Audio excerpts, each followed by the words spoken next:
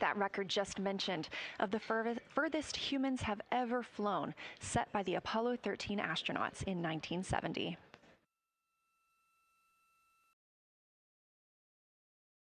You're looking at a live view inside the Orion spacecraft and at our Artemis II crew members. They have just completed their post-sleep period, during which they conduct any hygiene and cabin setup for the day.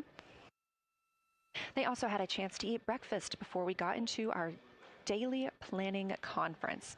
The flight control team here in Mission Control Houston collecting information from all consoles around the room that we could relay up to the crew ahead of this monumental day. As you can see on your right, NASA astronaut Christina Cook taking a video of NASA astronaut Victor Glover. We expect to have great views of the crew throughout the day, as well as, of course, the moon.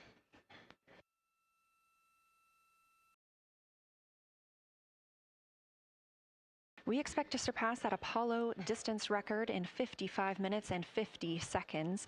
We are now looking live at a camera neighbor. We are currently just 14,200 miles away from the moon and 247,672 miles away from planet Earth.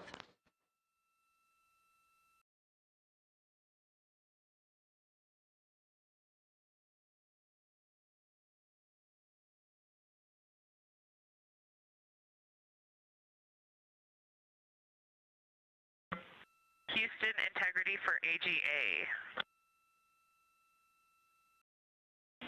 Ready to copy.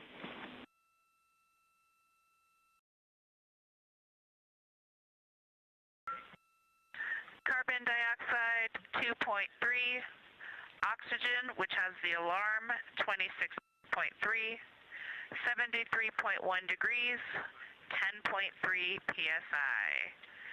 And one follow-on question. We understand milestone words will be directly following the conference.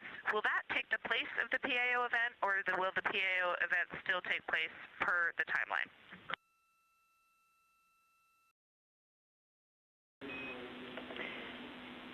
Good question, Christina. The milestone words that we exchange at the record distance at the end of the conference will take the place of the PAO timelined activity. So that'll be our moment to talk about this occasion, and after that there will be no more expected PAO words, and you can get straight into your flyby. Copy all AGA.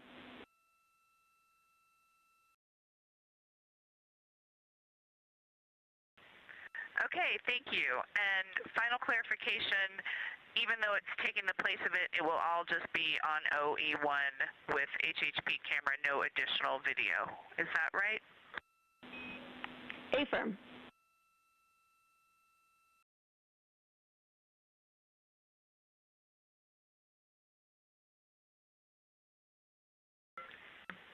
Okay, thank you. Yep, some of us had already heard that. Sorry about the second question. We appreciate it. Talk to you soon.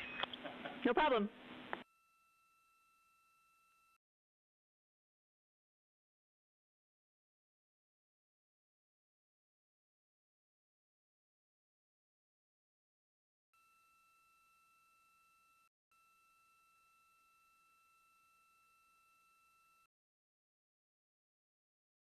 Those communications between NASA astronaut Christina Cook and Canadian Space Agency astronaut and today's Capcom, or capsule communicator, the one person here speaking with the crew right now, that is Jenny Gibbons. She is an Artemis II backup crew member here in Mission Control Houston. We are now 4 days, 18 hours, and 30 minutes into the flight of Orion for Artemis II. The Artemis II crew inside Orion lifted off atop the Space Launch System rocket on Wednesday, April 1st from NASA's Kennedy Space Center in Florida. Those 4 crew members are the first to live and work inside the Orion spacecraft, which they have named Integrity, and have been busy conducting meticulously timelined events. It was a beautiful ascent from Kennedy Space Center.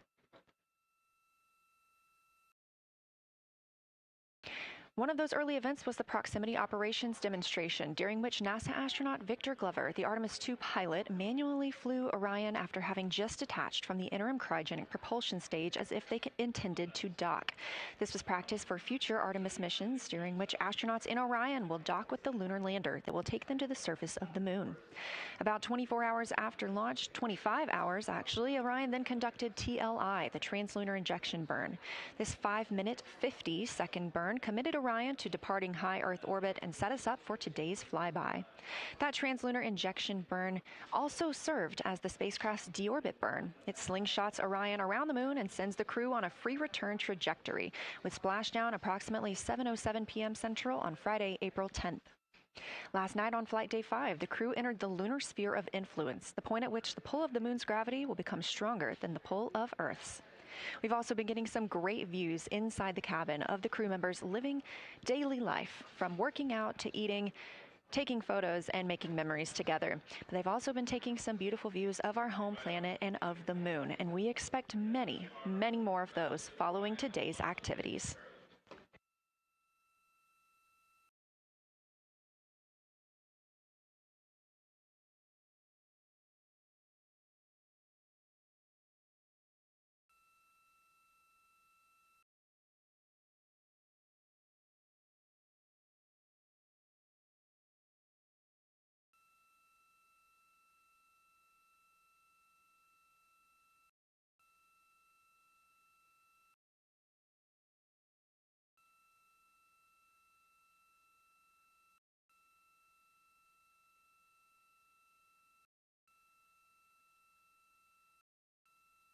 These live views back inside the cabin of Orion, but before we get into flyby, let's take a minute to get reacquainted with our crew. Reed Wiseman is the Artemis II commander and a Baltimore native. He's been in space once before. I think there was going to be some families heading into the viewing room today. If they end up showing up, could you just give us a heads up when they're there so we can just wave to them on the camera? Absolutely. And that was the voice of Reed Wiseman. He has been in space once before as a flight engineer. And if they don't come, you could just lie to us and tell us that they're there. That'd be great, thanks. We'll keep that in mind, too. And I'm sure they'll be here. Wiseman also has a great sense of humor.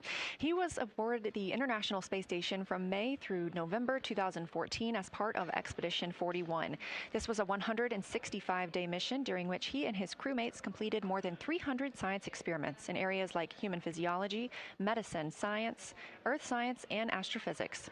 They set a milestone for station science by completing a record 82 research hours in a single week. He also served as chief of NASA's astronaut office from December 2020 to November 2022, and here on Earth he has 2 daughters. The Artemis II pilot is Victor Glover, selected as an astronaut in 2013, when at the time he was serving as a legislative fellow in the United States Senate. His first trip to space was in November 2020, when he launched as a pilot of NASA's SpaceX Crew 1 mission. That was the first operational mission of NASA's Commercial Crew program, which resumed launching American rockets from American soil to the International Space Station since the end of the shuttle program. Victor is a U.S. Navy captain and naval aviator who served as a test pilot, racking up more than 3,500 flight hours in more than 40 different aircraft. He also became the first person to pilot Orion the other day when we saw the Prox Ops demonstration shortly after launch. He and his wife have 4 children. Mission specialist Christina Cook is a native of Grand Rapids, Michigan.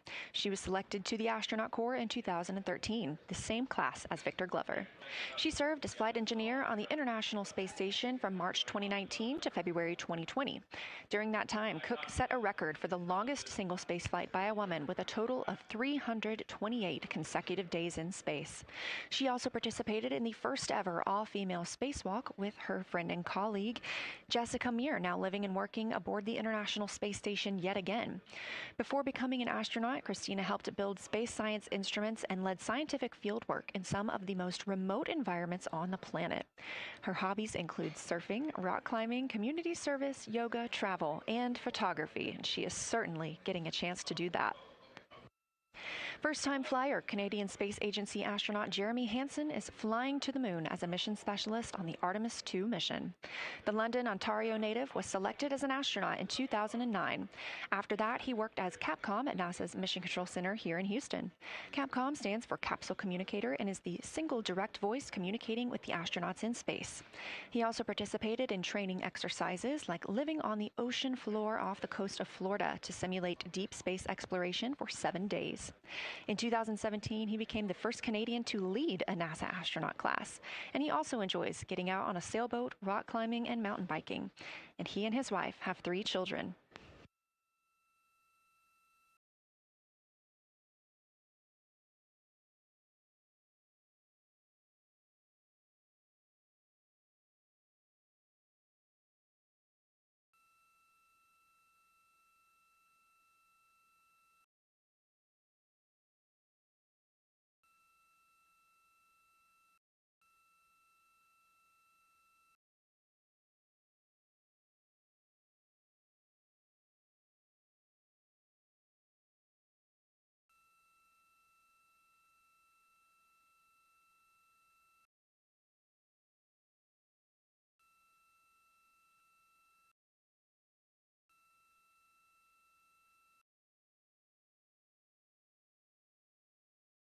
As you can see, the crew members have dimmed the cabin lights inside Orion.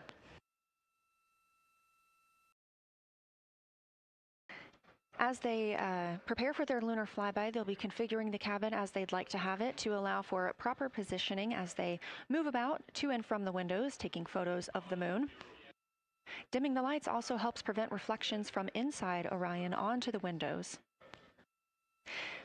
Ahead of this lunar flyby, let's dive in and explain what you can expect over the next several hours. The crew has about 6 hours allotted to make observations about the moon. Throughout the flyby, their activities have been precisely timelined. There are 5 blocks of time during which the crew will be observing the moon from Orion's windows. At any time, 2 members will be at the windows working in a pair. One crew member will be taking photos from window 2 with a blue shroud over the window. This can help prevent that glare or reflection from inside Orion. They have an 80 to 400 millimeter zoom lens to use. The other astronaut will be in window 3 using their portable computing device, you'll hear that referred to as PCD, to make annotations. Both of these crew members will make audio recordings of what they are seeing, and they'll wear headsets connected to those PCDs. Those audio recordings will be sent to the science team at a later date. We will not hear them live. The 2 crew members at the windows will swap roles and positions halfway through their timelined block. The other 2 crew members who won't be at the windows at that time will be serving in the background as support. One will be conducting the science sit reps, or situation reports. This is what we will hear live from the crew. They'll be calling down a few times each hour to discuss what they are observing. Those situation reports include how the crew is positioned, any missed targets, or anything unexpected they saw, lunar target descriptions, any hardware issues, and of course, their emotions and reactions as they fly by the moon. The other support crew member will take pictures of the astronauts at the windows and serve as camera support, providing new SD cards when needed. There's a 15-minute time frame between each observation block during which the 2 support members switch places with the crew making observations.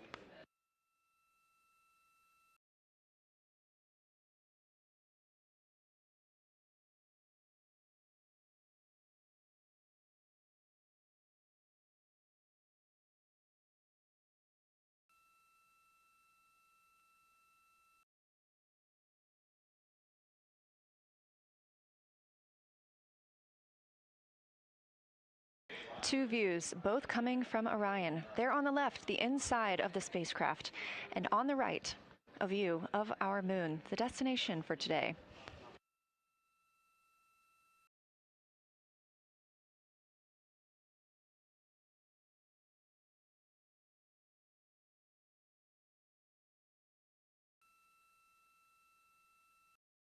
During the lunar flyby today, Orion will provide astronauts with a full disk view of the lunar surface. They'll have a higher vantage point, much farther than Apollo's lunar orbits on average. And these astronauts can observe both holes and large-scale geologic features in a single view. And due to our April 1st launch date and current illumination conditions, the Artemis II astronauts have become the first humans to directly observe certain far-side regions of the moon with unaided eyes.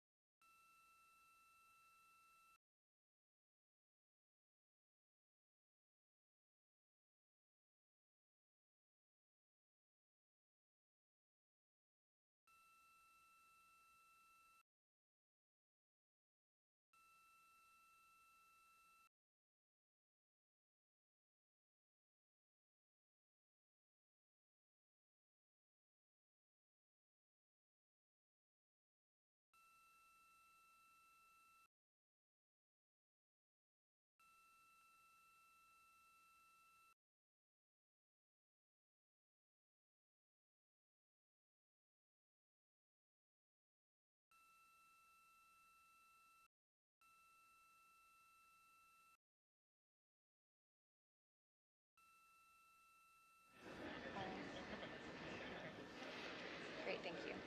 You ready? No. It's me. Okay. How do I, is it all?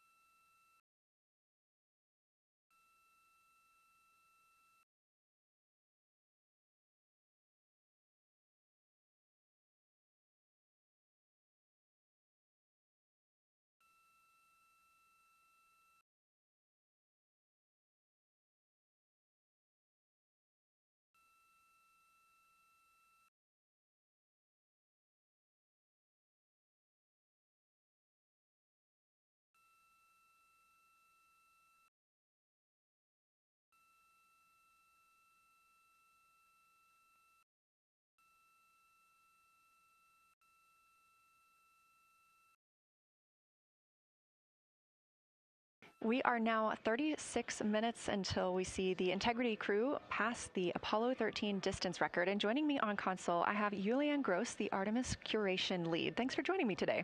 Thanks for having me. I'm very excited to be here. We're very excited to have you. So can you tell me about your role as Artemis curation lead and what that entails? Yeah, so for the overall Artemis campaign, I'm the Artemis lunar sample curation lead. That means I'm helping NASA to return the next set of lunar samples from the lunar surface.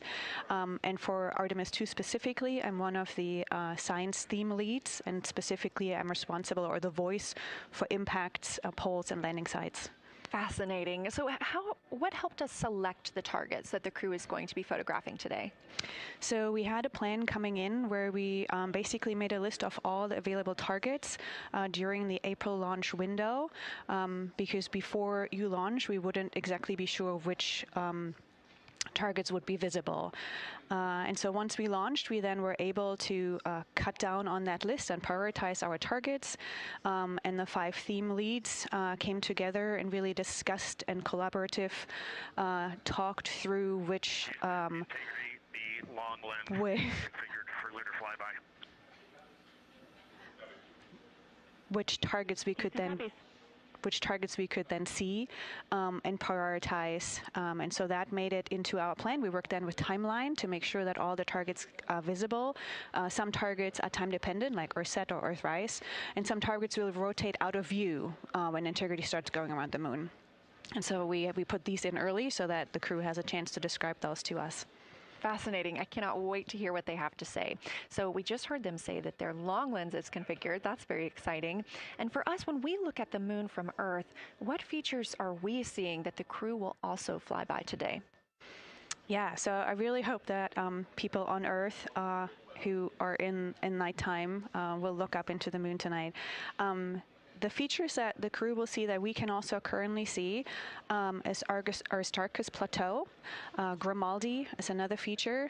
They're going to be sort of on our limb. And then Oceanus Procellarum, that really dark, large area on the near side that we can see. The crew is going to see that in the beginning. The more they fly around, the less of that they will see. So those are targets we will hear them describe early on in the flyby. Fascinating. Well, and the crew has been training for years for this day. And so we're going to hear them make a lot of calls about what they are seeing on the moon. And they're going to use a lot of interesting terms that I myself need some brushing up on. So could you walk us through a few of the things that we'll hear them use to describe the moon, like albedo, exosphere, ejecta, just some of those major terms we expect to hear from the crew? Yeah, of course. Albedo is basically a term of a reflectiveness of the surface. And so high albedo usually for the moon means bright areas, and low albedo means like darker areas. And so when you look into the night sky, you can see the high albedo areas are the white parts and the low albedo ones are the darker areas. Ejecta is when you have an impact and it ejects or throws out material that then ends up on the surface, and you can see that as sort of rays or ray systems. So you might hear them describe, I can see Ohm, for example, with its rays. It has an isometric rays coming out, and so we're excited to hear them describe that. You might hopefully hear stuff about color or color hues, and so if they can see any changes in those color hues from like white to gray to maybe brownish, we're excited to hear about that.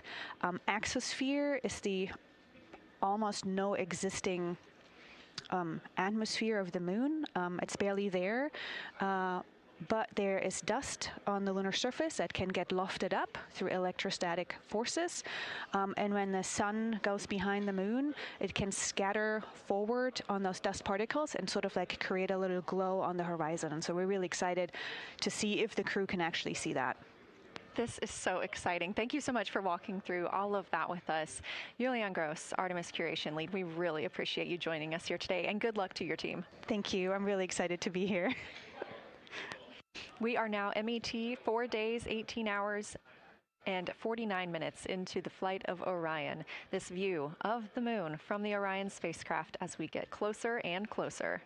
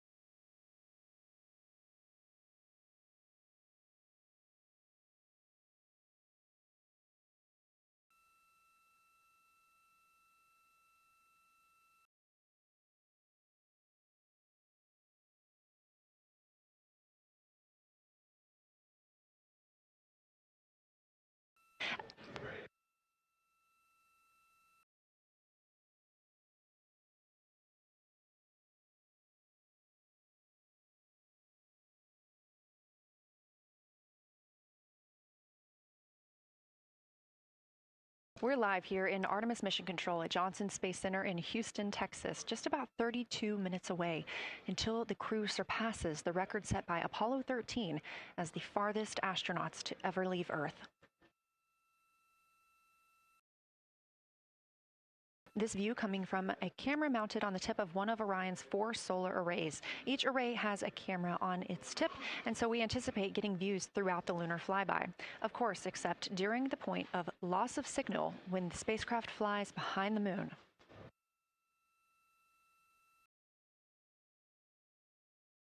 Inside the cabin, the crew are configuring the inside of Orion for today's flyby, making sure they have everything just where they want it to help them take the pictures that they are aiming for the science team here on the ground. Coming up in just a few minutes, we will have a pre-lunar flyby conference. During that Lunar Flyby Science Crew Conference, our science officer here on console, Kelsey Young, will be speaking directly with the crew members about their targets, about their goals for today, what they expect to see, and what we are hoping to hear from them.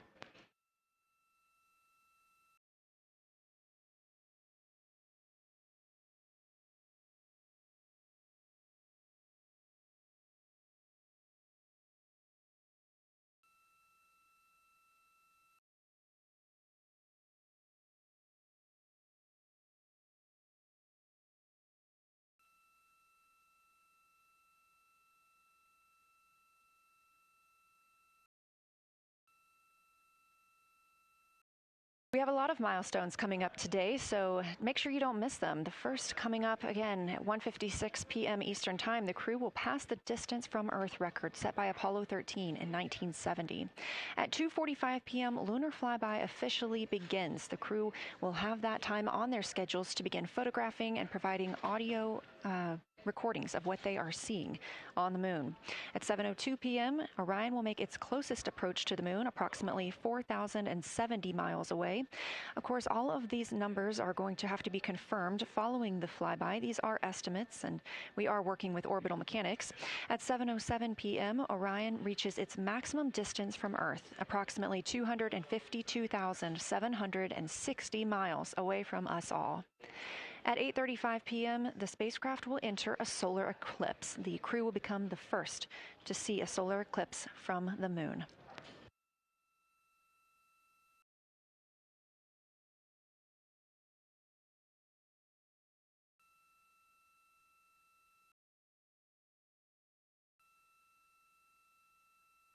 Ahead of the official beginning of flyby today, Kelsey Young, Artemis Science Flight Operations Lead, will be conducting a pre-lunar flyby crew conference. She will give information on camera setup, remind the crew of their intended targets, answer questions from the astronauts, and more. Young will help the crew set their targeting timeline, which counts down the time they have to image each target and what they'll be capturing next. She'll also remind them that the ground team will be calling for science sit reps, also known as situation reports. Those are essentially call-downs to report what they've been observing. They'll continue to do this even through their LOS, their loss of signal, as those communications will come down later on after they reconnect with us on Earth.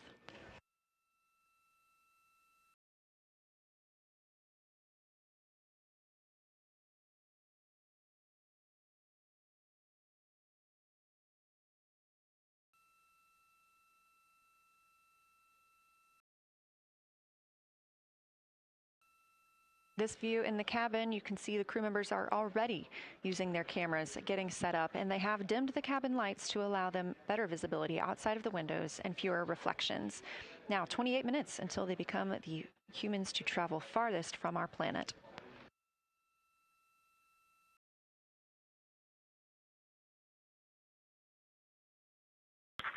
Houston Integrity, we are ready for the conference on your call.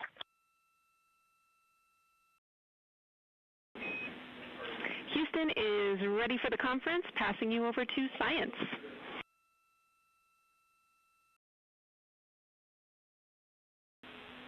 Good morning, crew. This is Science. We couldn't be more excited for a full day of lunar and planetary observations today, the first one in over 54 years. How do you hear me?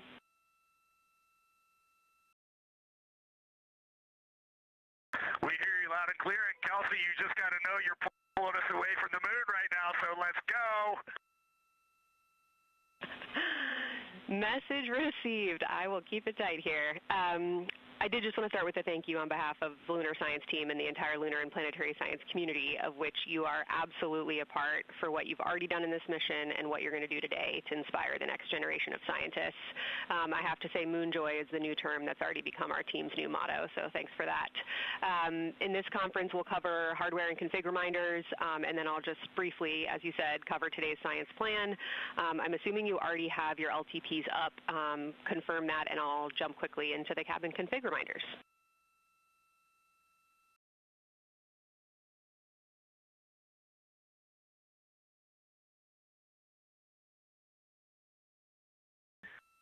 Okay, we have the LTP up just to give you a sit rep on board.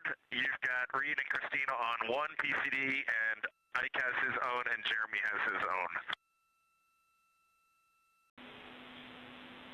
Copy that. That was going to be one of my questions for you, and I'll ask a question back. Is that the config that you and Christina plan to carry throughout the day for PCD use?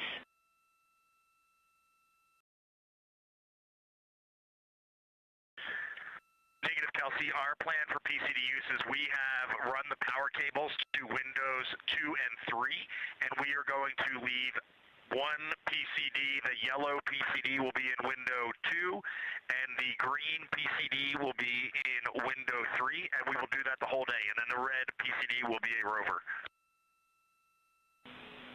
Understood. Super helpful.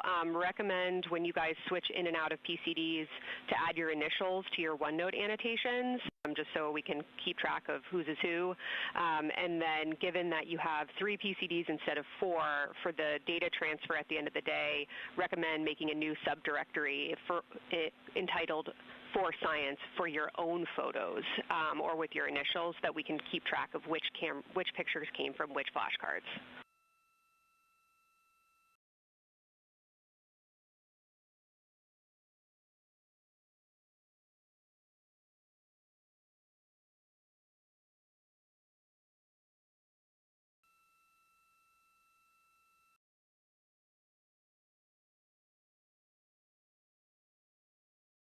This view.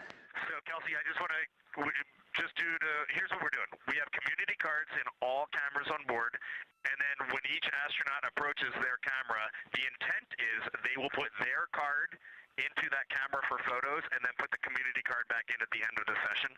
But just know it is harder to manage cards than we thought, and we don't want to miss science, so it might end up a bit more disorganized.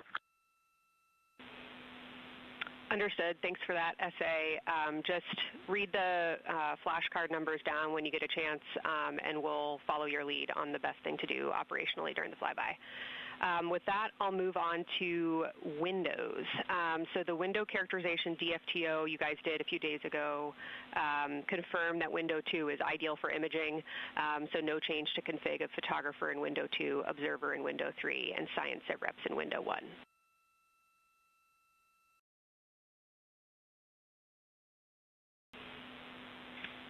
Coming up on a handover. Be back. Hang on, Kelsey. The way we have it configured, tell us if this is going to be wrong. Window 2 is the long lens with a shroud.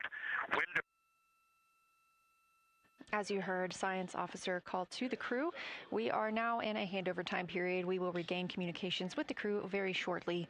These are tracked, and we are currently on the Deep Space Network.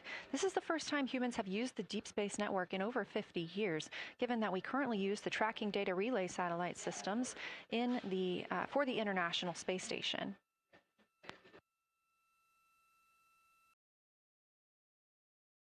This view from Artemis Mission Control on the right is Kelsey Young. That's who you hear speaking with the crew. Young is the Artemis Science Flight Operations Lead, and we also look forward to speaking with her here today.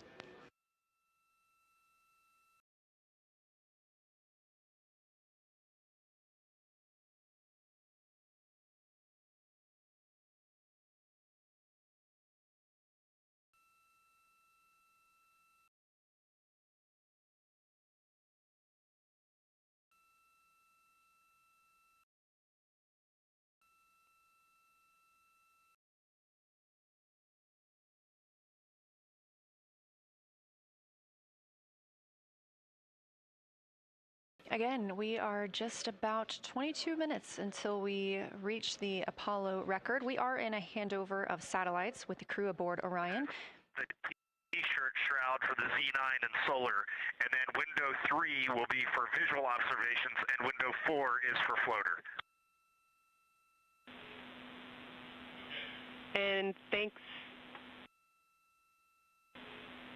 Integrity, for that. Reed, we had a handover during that time, so I'm going to have to ask you to give that read back on window orientation for the crew again.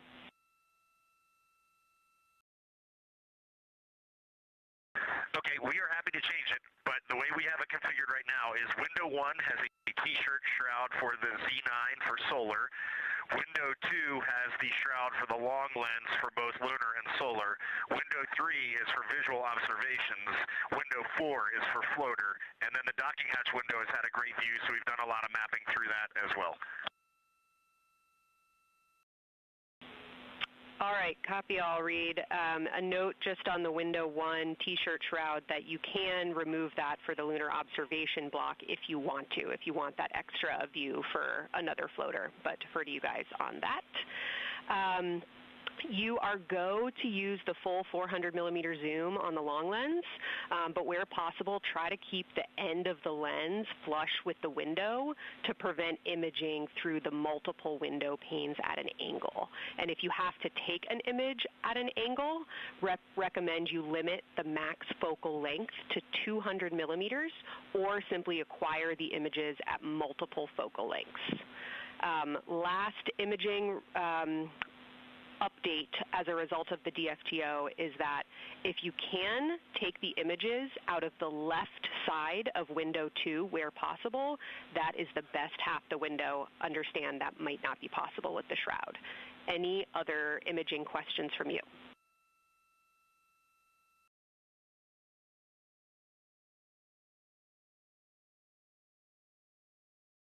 Okay, copy that. Okay, last couple reminders. Don't forget the ability to take the WAV files to tag imagery that you are wanting to follow up on using the FN3 button on your camera. And then a couple quick notes on your LTP. We have refined your precise flyby timing since generating the LTP. Optimus has the correct timing for the LOS and AOS, but the LTP identifiers for LOS and AOS are roughly 2 minutes later than they will be in reality. Final LTP timing update is that the green line on your LTP should start automatically 45 minutes before the flyby. If it doesn't appear, let me know and I'll have troubleshooting steps for you. Last updates are on the eclipse, so only for that last hour today. Of course, remember if the sun is in view to use your eclipse glasses. And reminder that we will have a few activities for you prior to the eclipse to reconfigure all 3 cameras for corona and deep sky observations. These activities, some of which will occur during the forward link LOS, so we wanted to flag it for you now. Any questions before I cover the last 2 reminders?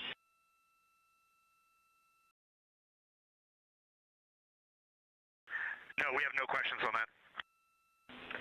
Last couple eclipse reminders, the sunset period and the first roughly 23 minutes of the eclipse will fall during that forward link LOS, but we'll still have a return link, and we're still looking forward to your science sit reps and observations during that time.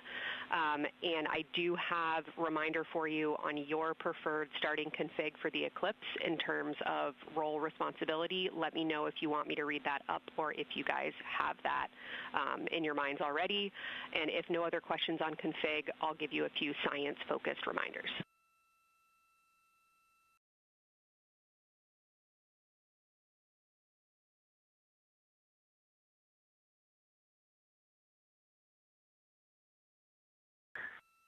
Give us a quick high level, but we see it in Optimus, and I think we got it squared away. But give us your quick Kelsey high level.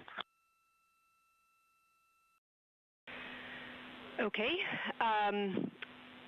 A couple changes from the first LTP you studied is that Glushko is the only feature that the same pair will view twice. That's Reed and Jeremy.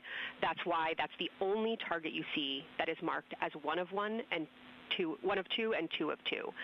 So Ohm and Oriental are in there twice, but they're by different pairs, which is why you don't see them marked accordingly.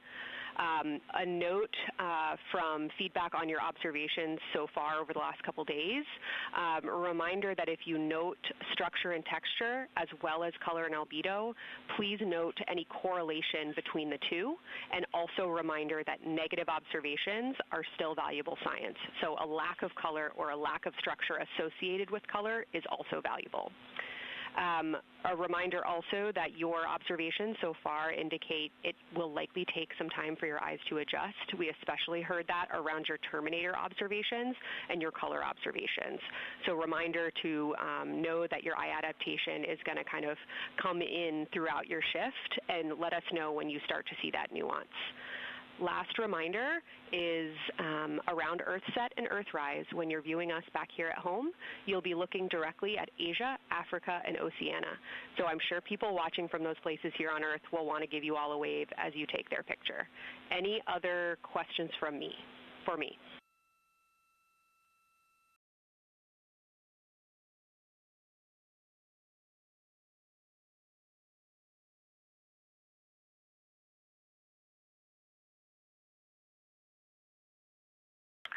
And Kelsey, hey, when you're talking window 2 left and right side, just can you say towards window 1 or towards window 3, and then we'll know that we are talking the same language? Absolutely. So I mean that the side of window 2 closest to window 3 is preferred for imaging.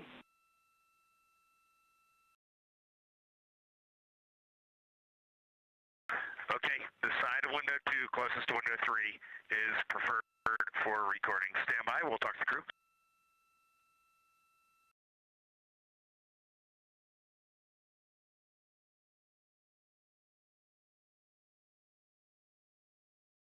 Again, we are in our pre-lunar flyby science conference with Kelsey Young. Kelsey Young is the Artemis Science Flight Operations Lead, speaking with the crew aboard Orion. They've been training for this moment for years, and this is their last opportunity to get some further pointers and information. Kelsey, for the T-shirt shroud, what window does the science team think will have the best view? Is it window 1 or window 4? The only time we're strongly recommending use of the window shroud. The T-shirt window shroud for the eclipse viewing. Which window is primary for Z9? Window 1.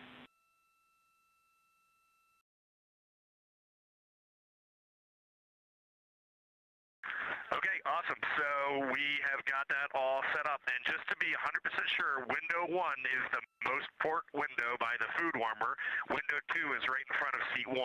Window 3 is right in front of seat 2. And window 4 is on the starboard side by the side hatch. Do you agree with all that? We agree on the ground. Good readback.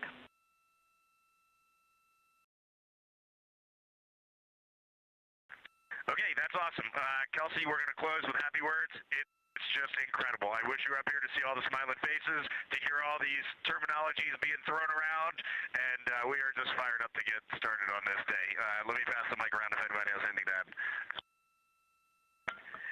Kelsey, it's so great to hear your voice on the loops. I just want to channel everything that you guys are probably feeling right through my eyes and heart. It is awesome to see the side of the moon. You guys made us excited for this day, and we couldn't appreciate it anymore. And we are ready to hopefully deliver on all the awesome training you guys have provided.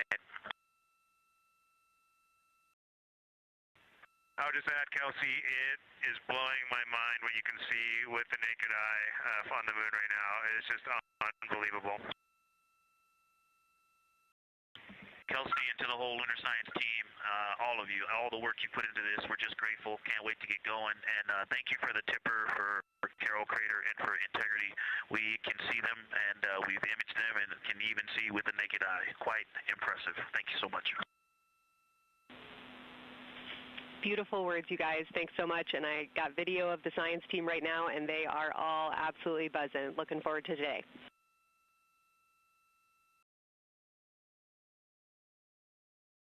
Okay, we're heading into the timeline. Cheers, guys.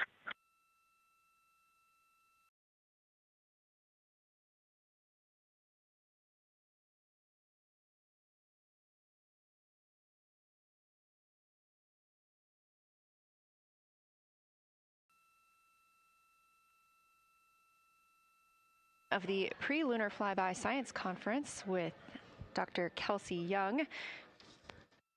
Young has served as the Artemis Science Flight Operations Lead, getting the crew ready. And we're live in Artemis Mission Control in Houston, but we are not the only room monitoring today's flyby. As you heard Young mention, in this same building and just down the hall, a multidisciplinary lunar science team supports the Artemis II crew in real time, including experts in lunar geology, impact cratering, volcanism, polar science, imaging, and visualization. There are two integrated facilities, and the first is the SIR, which is what you have right here. That's the Science Evaluation Room. They are embedded within Mission Control to provide science input during live operations like what we see today. Additionally, and not pictured, we have the Science Mission Operations Room, a back room that processes data, evaluates imagery, and supports rapid analysis. Our science officer on console in Mission Control Houston serves as the primary interface between the science team and the flight controllers, ensuring science priorities are represented during mission execution. Again, today, that's Dr. Kelsey Young, who will be speaking with the crew during the time they're behind the moon. We will be speaking with her once the crew is behind the moon and out of communication with Earth.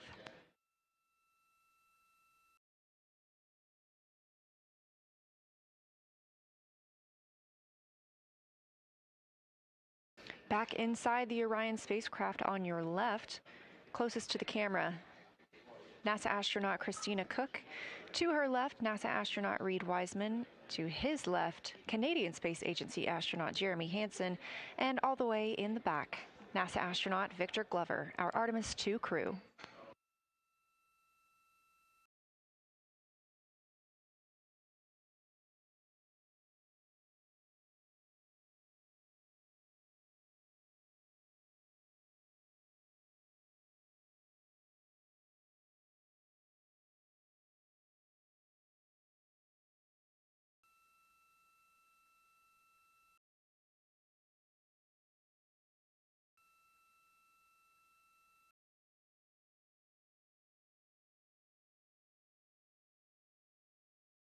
We are now approaching 8 minutes until the crew surpasses the Apollo 13 record. Currently 12,599 miles away from the moon, 248,507 miles away from Earth.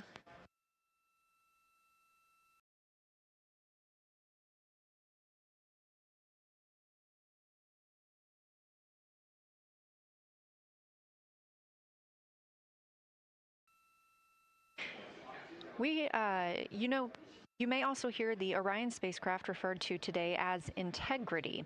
This was named by the Artemis II crew. It is Integrity crew, we have Reid's family in the viewing gallery. You're welcome to say hello.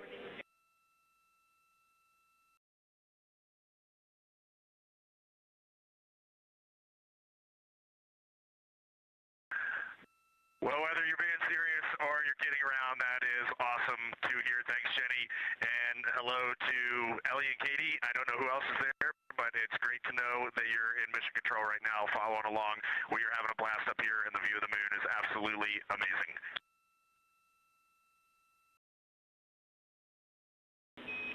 I'm seeing a lot of hearts come out of the viewing gallery and even more smiles. Thanks, Reid.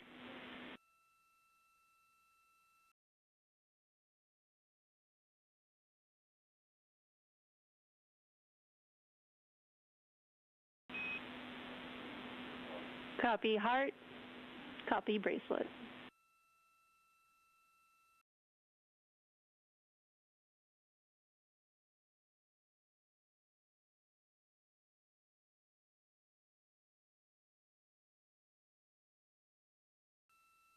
that call from Capcom Jenny Gibbons, Canadian Space Agency astronaut and Artemis II backup crew member, letting Reid Wiseman know that he has family here to support him today in the Artemis Mission Control viewing room.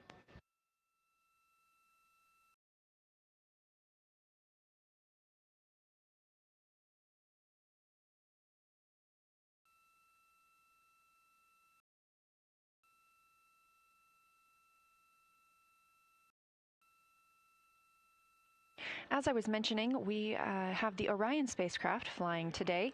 However, the Artemis crew members named their Orion spacecraft Integrity, so you will hear calls to this entire crew with the name Integrity. They say that the name Integrity embodies the foundation of trust, respect, candor, and humility across the crew and the many engineers, technicians, scientists, planners, and dreamers required for mission success.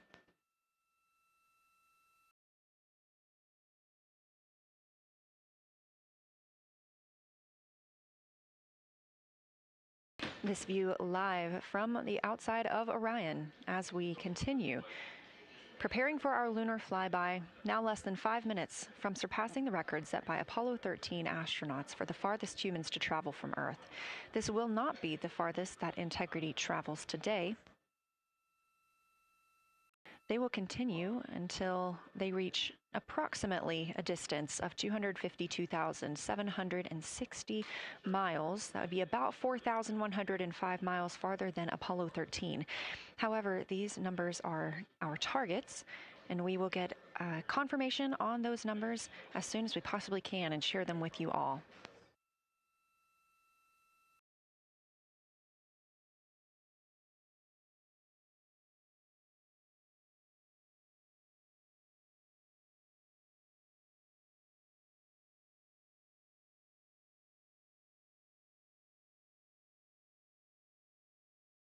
We've talked a little bit about what to expect from the crew, whether that's taking photos or making audio recordings.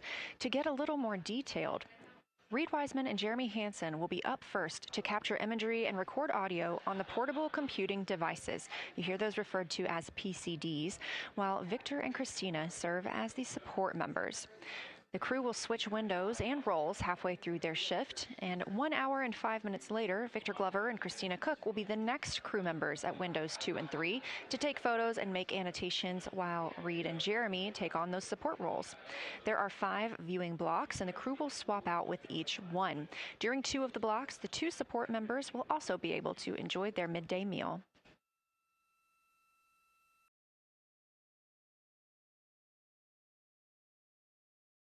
At least 3 times per block is a science sit rep. Again, situational report. This is partially an operational status, reporting back if they missed any targets or gotten any specific ones, if they have issues with their camera or any other operational items. The other part is an actual description of the moon. This task is done by one of the support team astronauts, so that's not the crew currently taking photos or making annotations, but they do have windows 1 and 4 that they can float up and provide that information from. If you watch the entirety of the flyby, you'll also notice the crew will be photographing some targets multiple times to get observations in different lighting conditions. This is due to Orion changing their location throughout the flyby.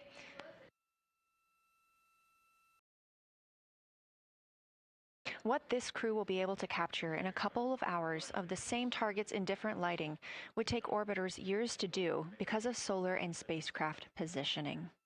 This crew has studied the moon extensively, and they're also familiar with what the science team calls the Big 15. These are 15 features that they've memorized, so at any time, they'll be able to see 5 of those and help orient themselves and where they are around the moon. Those targets are diverse and complex in their geologic history, and observations of them could help answer some big-picture science questions.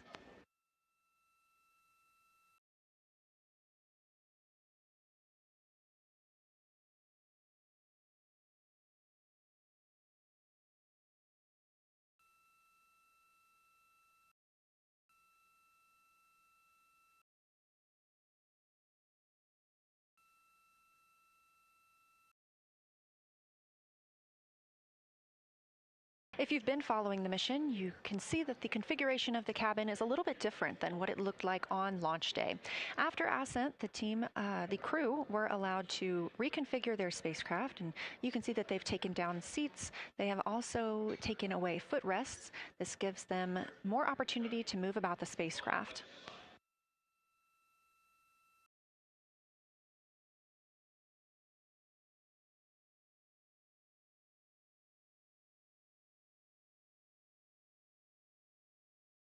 Orion itself has 330 cubic feet of habitable volume. That's about the size of 2 minivans and is 60% more cubic volume than the Apollo spacecraft.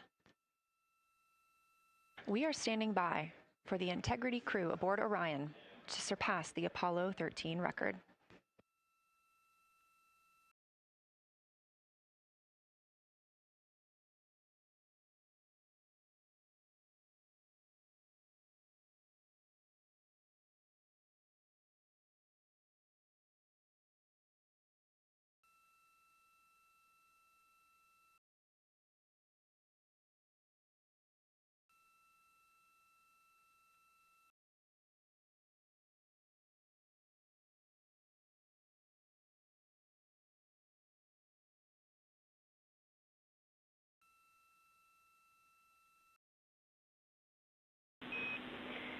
Integrity crew, on April 15, 1970, during the Apollo 13 mission, 3 explorers set the record for the farthest distance humans have ever traveled from our home planet. At that time, over 55 years ago, Lovell, Swigert, and Hayes flew 248,655 statute miles away from Earth. Today, for all humanity, you're pushing beyond that frontier. Integrity, over to you.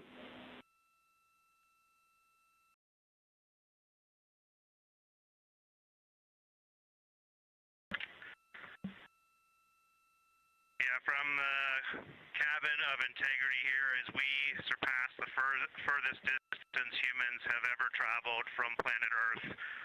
We do so in honoring the extraordinary efforts and feats of our predecessors in human space exploration.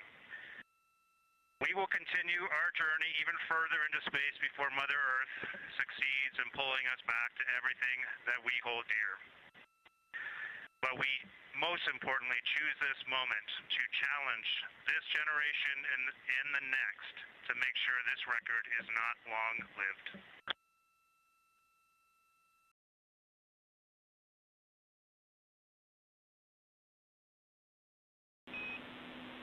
Thank you, Integrity, and congratulations to you and the rest of the Artemis II team.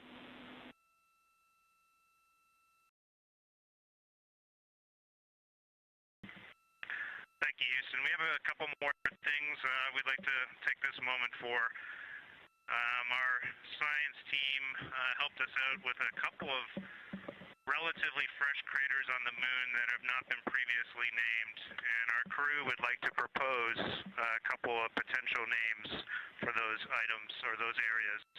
And we spent a bit of time this morning looking out the window, and we're able to see them now both with our naked eye and through the long lens, and so we feel this is a good time to send this down, and a special shout out to Kelsey for helping us with this.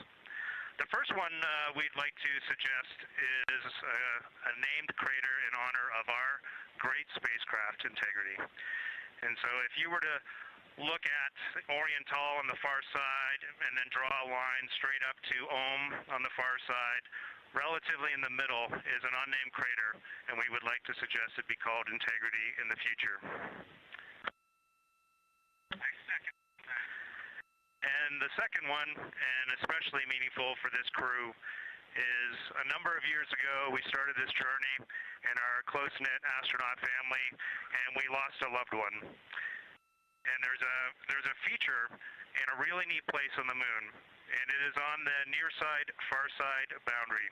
In fact, it's just on the near side of that boundary, and so at certain times of the moon's transit around Earth, we will be able to see this from Earth. And so we lost a loved one. Her name was Carol, the spouse of Reed, the mother of Katie and Ellie.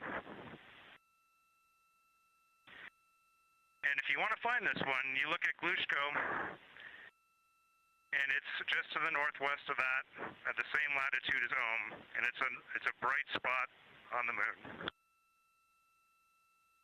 And we would like to call it Carol, and you spell that C-A-R-R-O-L-L.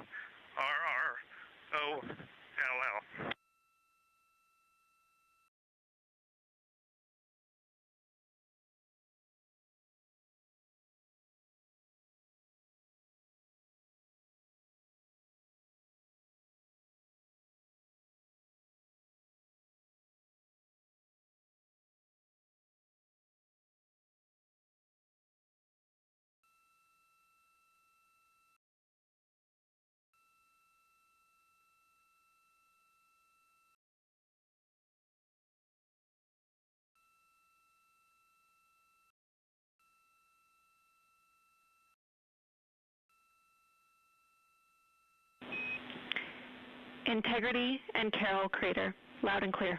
Thank you.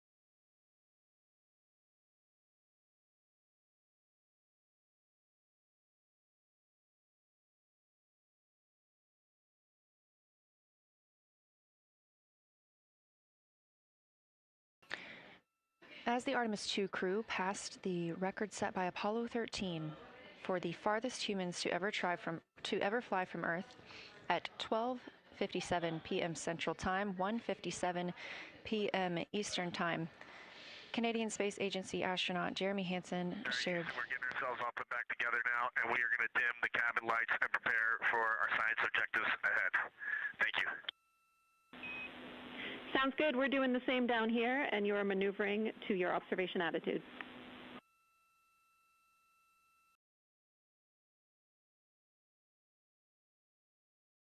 As we pass that Apollo 13 record of the furthest humans to ever fly from Earth at 12:57 p.m. Central Time, 1:57 p.m. Eastern Time, the Artemis II crew shared some poignant words, specifically Canadian Space Agency astronaut Jeremy Hansen.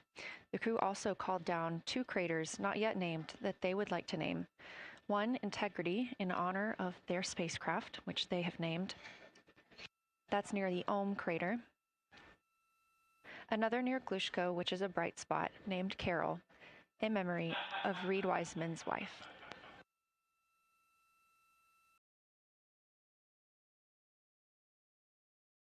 There was a moment of silence here in Mission Control Houston. And now the team and the Artemis II crew are ready to begin their lunar flyby.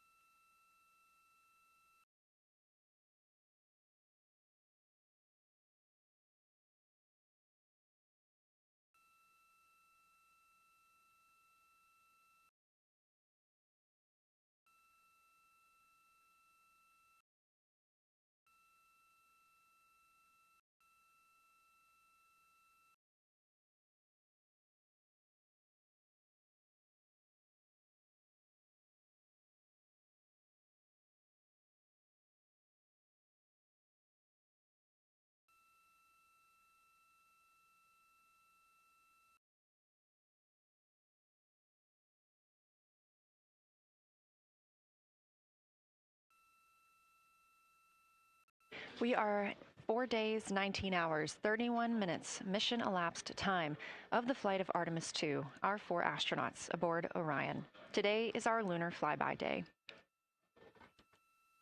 The spacecraft is currently about 12,000 miles away from the moon, and you can keep up with the distance from Orion to the moon and Earth by visiting nasa.gov/track Artemis. Or you can just stay with us here because we're going to be telling you throughout the day. They are currently 248,834 miles away from planet Earth.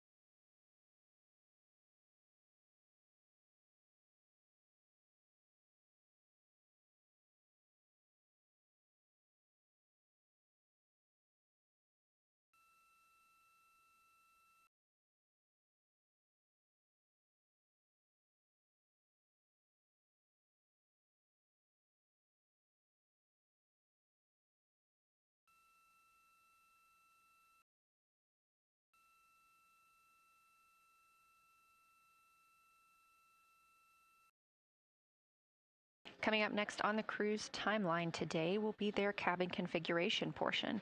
You heard some calls down to Science Officer Dr. Kelsey Young earlier about how they have configured the cabin so far. This is just a little bit more of timelined activity for them if they need to further do so. On flight day 3, the crew had time on their schedule allotted for configuring the spacecraft cabin for how they intended to arrange it today. Of course, they had to take down that configuration for another test yesterday of their Orion crew survival system suits. But configuring it on flight day 3 allows them the opportunity to get a chance to see what works for them now that they are in the microgravity environment.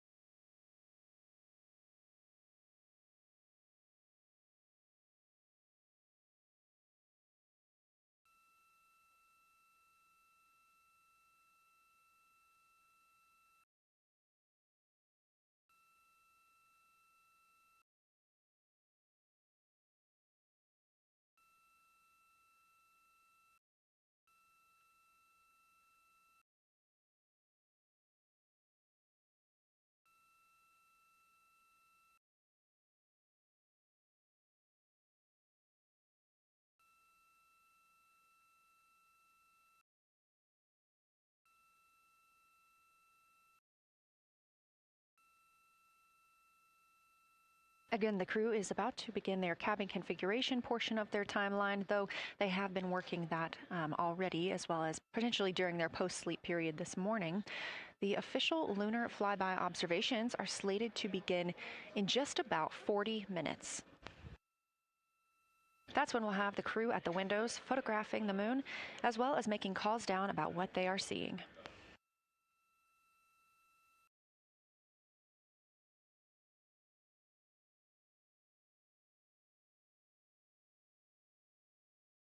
Again, we are live here in Artemis Mission Control for the duration of the flyby. Currently, the Orbit 1 flight control team is on console. This room is staffed 24/7 from the time before the astronauts step foot on the rocket until the time they are splashed down and are safely recovered in the Pacific Ocean on flight day 10.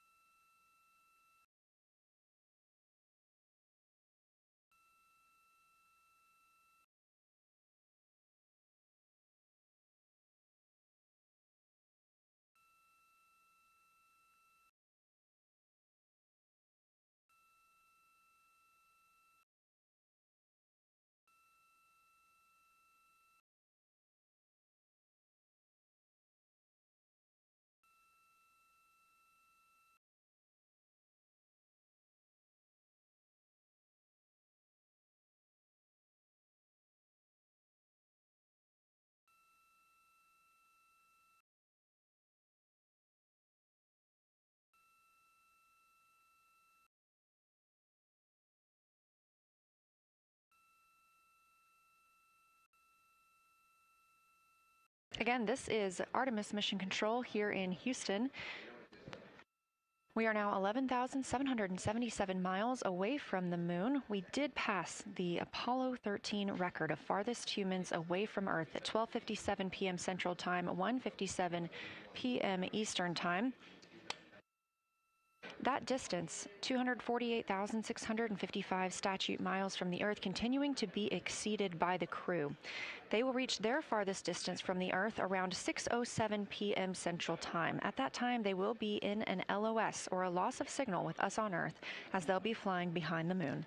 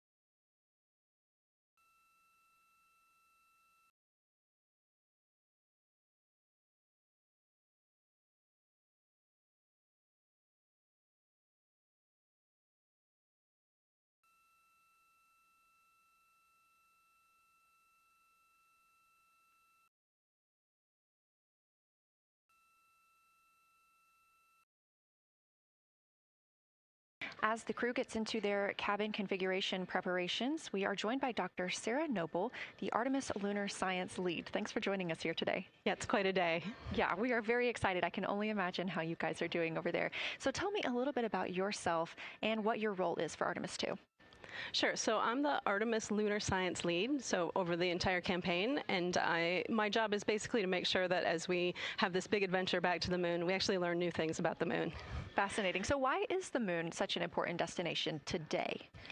Yeah, so the moon is a pretty amazing place. It is a great place to learn about basic fundamental processes that happen on like all the planets, like cratering and volcanology. And also it is, part of our Earth-Moon system. And, the Earth recycles its rocks pretty well, right, through plate tectonics and weathering and whatever. Most of the rocks on the Earth are geologically young. But on the moon, we have the entire record that goes back 4.5 billion years since we formed. And so if we really want to learn about what was happening in that period, like the moon is really the only place we can go. We're also thinking about going back to the moon, and we want to go to the lunar South Pole. So what makes that such an interesting destination? Yeah, the South Pole is cool, right? It's far away from the places we went during Apollo. It's different kinds of rocks there, some of the oldest rocks on the moon. It's also a place where we think there might be resources like water. There are craters that really never can see the sun because of the low sun angles there, and they get very cold. And we think that water and other things can build up in those craters, and so we're very interested to see what that might do for us. I'm very interested as well. So for some of our viewers who might be new to this, what does lunar science look like during an Artemis mission? Yeah, it's pretty exciting for us as we have sort of built this from scratch to try to understand how we can best use the crew to support our science. And so, we've developed a system. We've got a team in place. We've got a back room here in this building called the SIR, the Science Evaluation Room. And there's a back room to that back room over in another building here at Johnson Space Center, where we've got our teams of scientists working really hard. They're actually speaking to this room through our science officer. This is now the first time we've ever had a science officer in flight control room, so we're pretty excited about that. So we have a really voice out and up to the crew. I know, it's been so exciting to hear Dr. Kelsey Young speaking directly with the crew today, now so close to the moon. And we have a live view here of the science operation, or the science evaluation room. So this is where the majority of your team is today. Is that right? Yeah, that's right. This is a big chunk of our scientists. You can see them in there now working hard, trying to get ready for the day. And then again, there's a second room where we have a lot of our data folks, where the data will first come down and they'll sort of sift through the data and get it ready for this team to take. What's the mood like right now in the SIR? It is, I would say, giddy. I think we've worked very hard for this. They have done simulation after simulation. They have worked really hard over the last couple of years to get ready for this moment, and I think everybody's just really excited to see. Even already we've had some descriptions from the crew coming down, and it's so great to see their joy and our joy, our love for the moon come through. Yes, we are in for a real treat today, if it's been anything like their observations the past couple of days. So how are the lunar science teams using this test flight to prepare for future missions to the moon? Yeah, absolutely. This is the way that we are building our foundation for the future, from everything from, how do you train a crew to be a geologist, right? And so, working through that, getting them classroom training, field training, building the science team, building these physical rooms that we are in, designing the software that the teams are using, and then, figuring out what happens to that data. They're going to take this data and it's going to come down, and how do we get it out to not only our team, but out to the world and the rest of the science community? Yeah, that's a great point, because when you hear these crew members talk, you would never know that they're not geologists. Your team has trained them so well. They have been very good students. Who can blame them? It's a pretty great topic. One more question for you. How does the science that we're doing on Artemis help support long-term exploration, and including our sustained presence on the moon? Yeah, you know what? We have a saying in the Science Mission Directorate that science enables exploration and exploration enables science, right? So you need the scientists, because we are the ones who are the experts in, landing site and doing analysis of landing site and making sure we can find a good place to land, to understanding the properties of the soil so we can, design our systems to manage that, understanding the radiation environment, keeping our astronauts safe, all of these things, right? But, in return, you provide us with opportunities where now we're going to be able to collect this data and collect samples and deploy our instruments and all of that. So it's a symbiotic relationship. That makes perfect sense. Well, Dr. Sarah Noble, Artemis Lunar Science Lead, thank you so much for joining us here today. Best of luck to you and your team, and I hope that you get to enjoy today too. Thank you so much. We are now getting closer and closer to our lunar neighbor. This live view coming from the Orion spacecraft and a camera mounted on one of its solar array wings.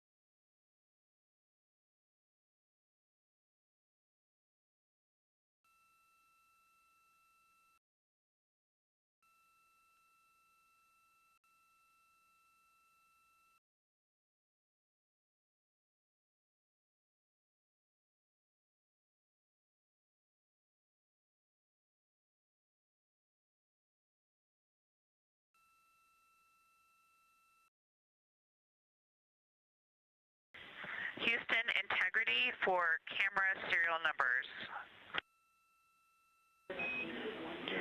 Ready to copy.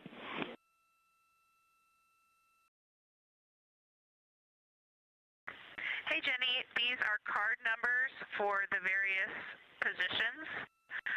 For the long lens on the D5, we will have individual cards. Victor's 1008, Jeremy 1019, Reed 1012, myself 1015. For the Z9, we will have one card that is dedicated for today, serial number 1007. For the cabin camera D5, we will have one dedicated card for today, serial number 1022.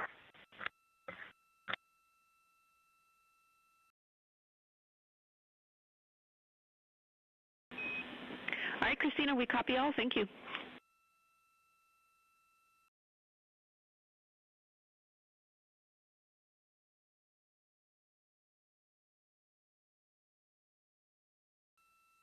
We just realized that we have Earth out window 1 and Moon out window 2, and Earth out window 4 and Moon out window 3, and it gives you the best idea of scale we have had yet. The Moon is about 3 to 4 times the size of the Earth, and it is almost full, and the Earth is just a small crescent out there. It's magnificent. I got a picture of it with the wide lens. Such a majestic view out here. Amaze, amaze, amaze. Thank you, Reed.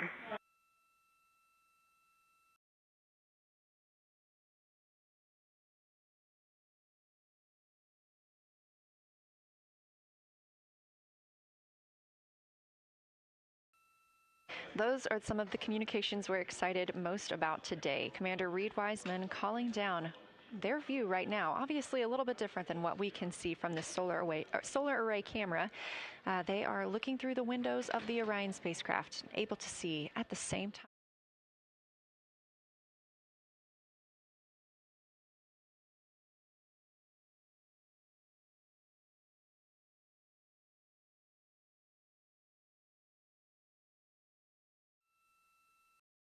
The crew is in that cabin configuration portion, and we expect the lunar flyby observation period to start in just about 20 minutes.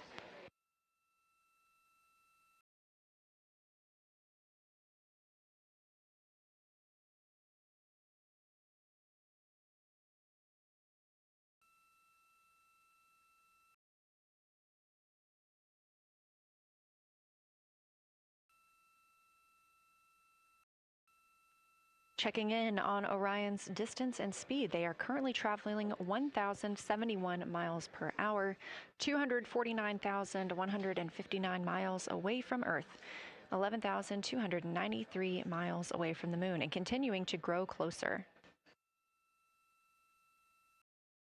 At closest approach to the Moon today, the spacecraft will be just about 4,070 miles away from the lunar surface. This will be during our loss of signal with the crew as they travel behind the Moon, and we will await their return to get the official number for you for how close they come to our lunar neighbor.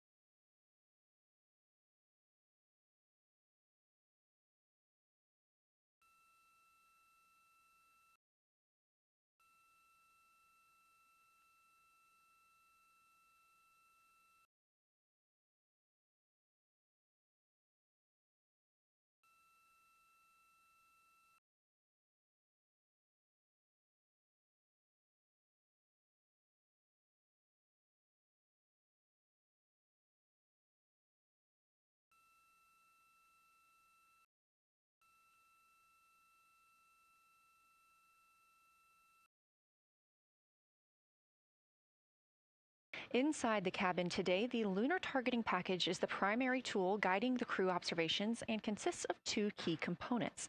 The lunar geography review helped the astronauts study major lunar features in advance and help learn how to orient themselves during the flyby. Because, of course, the moon is not actually labeled like it appears here when we look at this map. The lunar targeting plan provides a detailed timeline of observation targets, background science context, and specific instructions for the pictures the crew should take, as well as the verbal descriptions that will be helpful to the science team reviewing them later. This is a screenshot from their lunar targeting package and a screenshot specifically of that lunar. Integrity for attitude. Go ahead.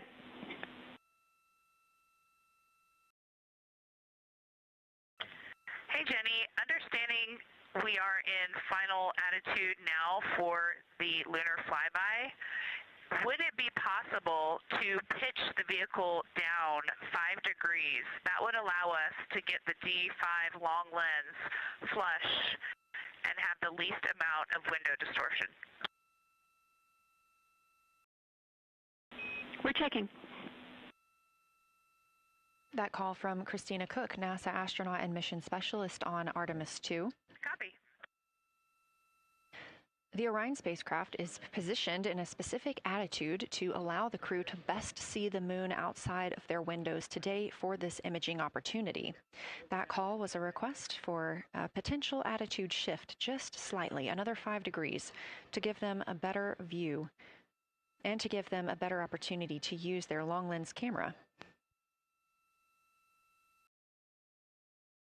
They'll also be using that lunar targeting package we were discussing. I am following along with that real time, so I'll be able to share with you exactly what targets the crew is looking at and when.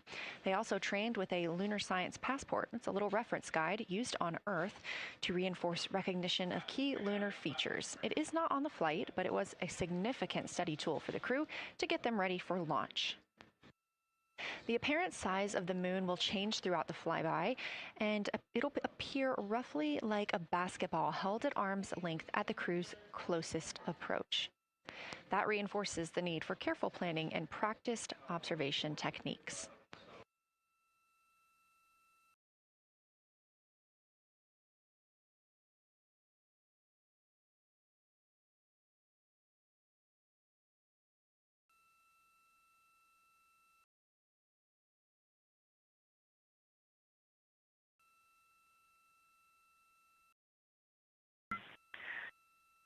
Houston, integrity for timeline. Go ahead.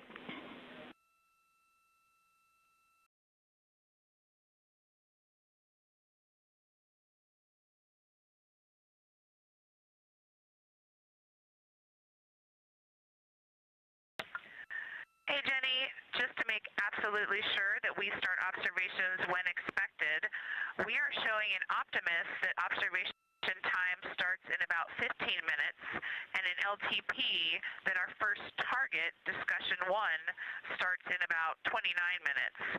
Can you confirm you'd like us to start discussion 1 in 29 minutes at 1900 GMT?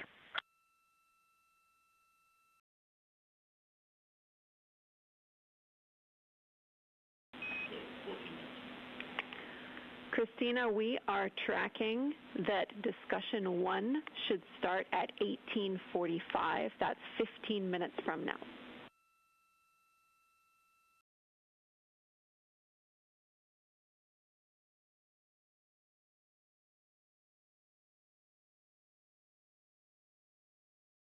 Okay, copy all. It may be a granularity issue with LTP, but understand that we start that observation in 15 minutes, and I bet when we get there, the green line in LTP will match the start of the white band for discussion 1.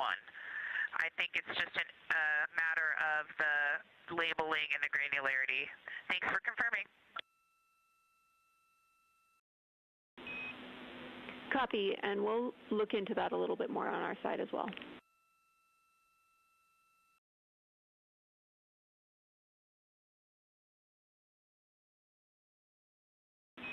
Christina, can you verify for us that your green line is moving on the timeline page of your LTP?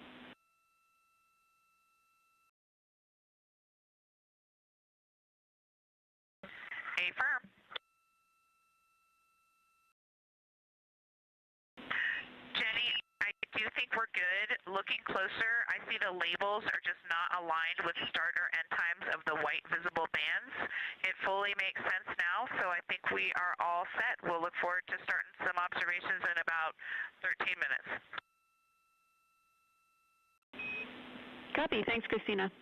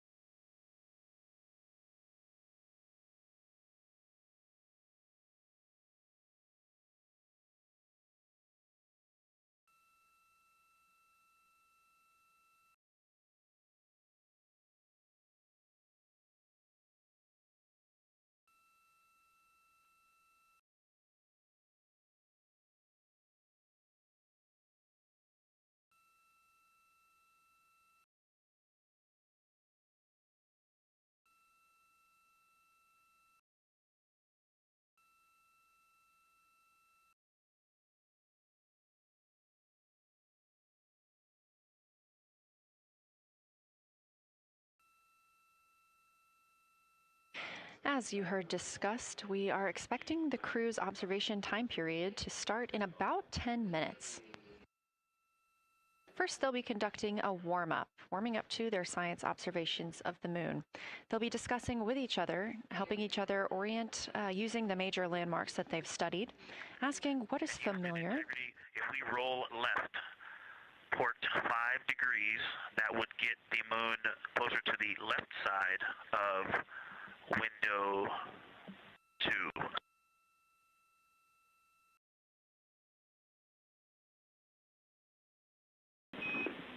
Copy, Victor. We'd like to know if it's pitch and roll or one or the other.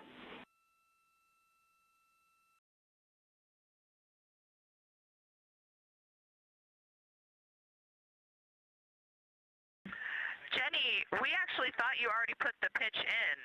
Had the pitch been put in already? No, we need a little while longer to talk about it.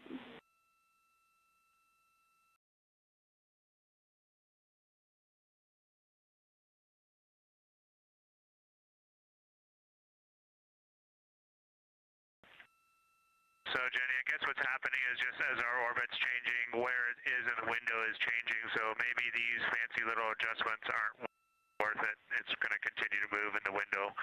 Or is the spacecraft going to keep the moon at the same point of the window if we adjust the attitude? I assume the previous.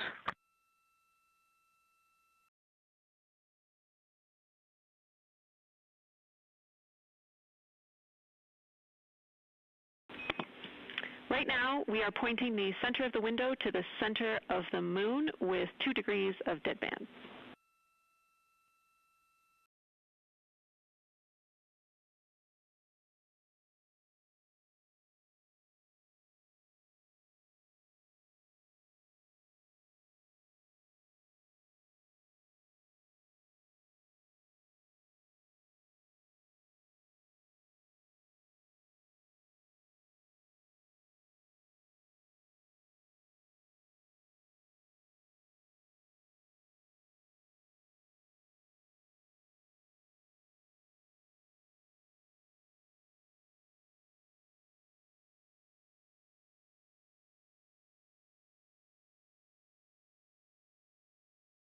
The conversation you hear happening now between the astronauts aboard Orion and Artemis Mission Control here at Johnson Space Center in Houston, Texas. They are in the center of your screen, seated at the CAPCOM, or Capsule Communicator Console. That's Jenny Gibbons, Canadian Space Agency astronaut and Artemis II backup. She was also the lead Capcom for Expedition 63 aboard the International Space Station.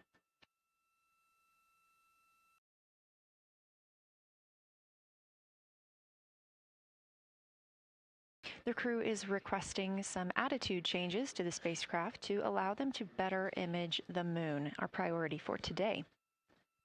Of course, those have to be discussed on the ground before they are put into work aboard the spacecraft, so the team is taking some time to do so. You also heard Gibbons reference that we are into dead bands. Dead bands are essentially keeping us in the lane in which we're traveling. If you're familiar with lane assist in your car, very similar in this case.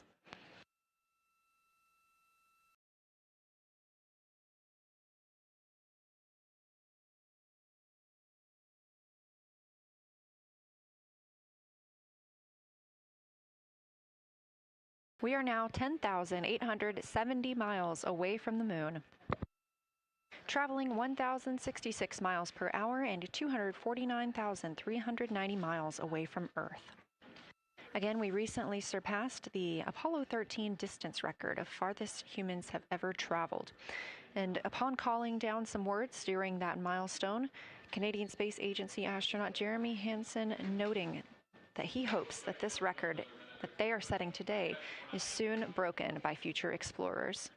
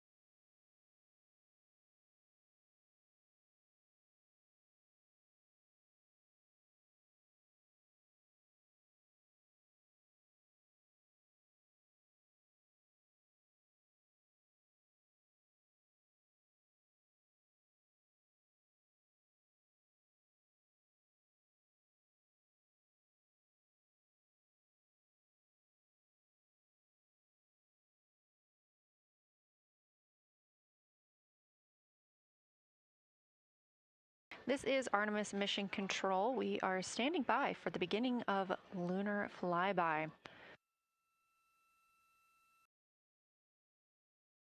Expecting that to start in just a few minutes when the crew will begin a warm-up discussion preparing for the day. They will be capturing images along while discussing what they find familiar about the moon and what looks unexpected to them.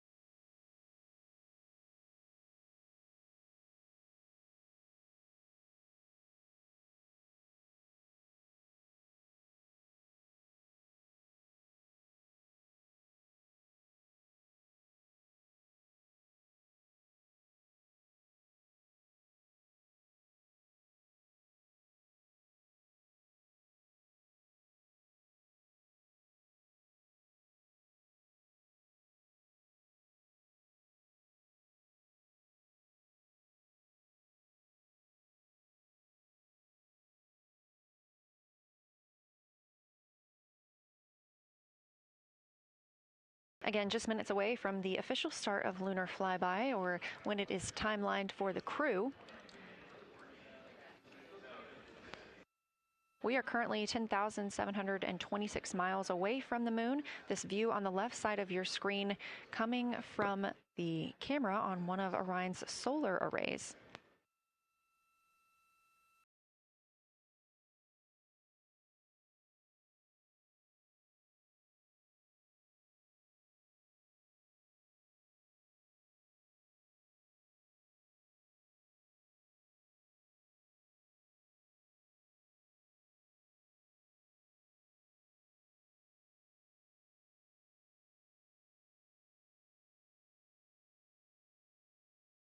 Other conversation points while the crew are getting ready for their flyby today. They'll be looking to orient themselves using major landmarks and annotating their observations along with their discussion. They'll have 10 minutes for that warm-up discussion.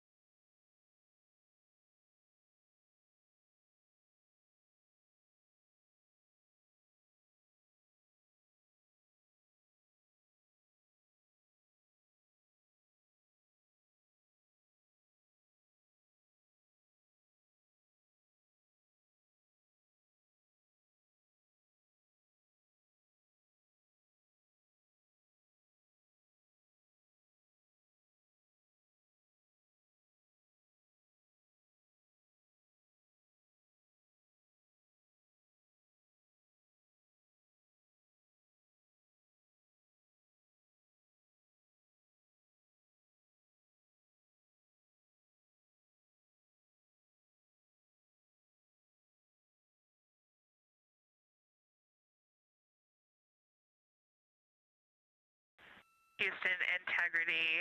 We have two folks at the window deep in discussion talking about all of the awesome features that they're seeing. We just had a huge moment realizing that Hertzsprung is about the same size as our incredible Oriental. We're really excited about this target that's kind of new to us. We're orienting on things like how we talk about albedo, finding some of the prevalent things that we're used to from all of our training, and just overall taking in this view. We also are noticing that the moon is still getting noticeably bigger as we go, even when you're watching it continuously. It's great to see these two guys get warmed up. We love the report, Christina, thanks. And you nailed it on why we added Hertzsprung. As you'll see in the prompts, we're looking for comparisons to the comparatively much older Hertzsprung compared to the younger Oriental. Great words.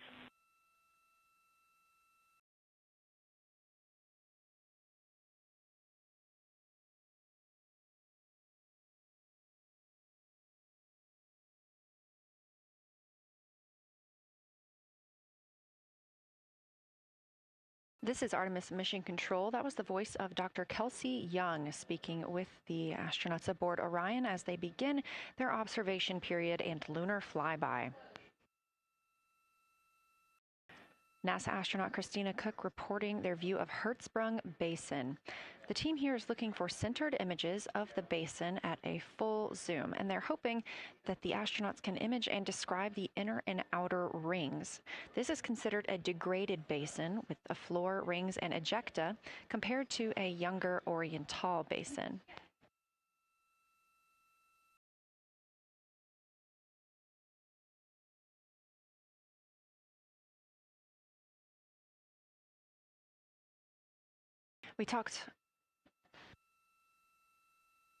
We spoke earlier with Julian Gross, the Artemis curation lead, about some of the terms we will hear the crew use today.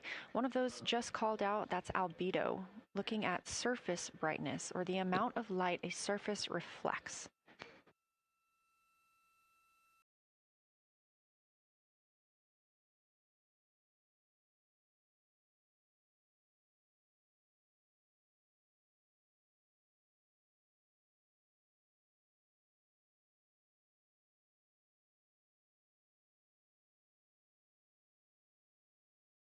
A few more terms that we hope to hear today during the crew's sit-reps or situation reports include embaying. This refers to one feature that surrounds another. That usually is a higher relief feature. Houston Integrity, one report from the crew at the windows. We can actually see the moon and Earth at the same time right now. It's interesting because the Earth looks way brighter, so the Earth itself seems to have a much higher albedo than the moon.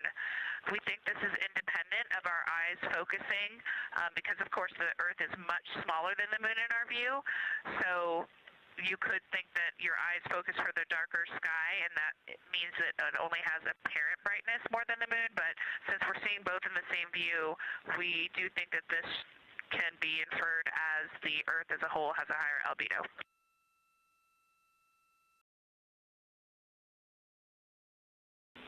Great observation, Christina, and reminder that as you're starting to look for those subtle color and albedo variations on the moon, the relatively bright albedo Earth might make those a little bit difficult, but as your eyes continue to adjust, we expect you to start to see more nuance on the moon. Thanks.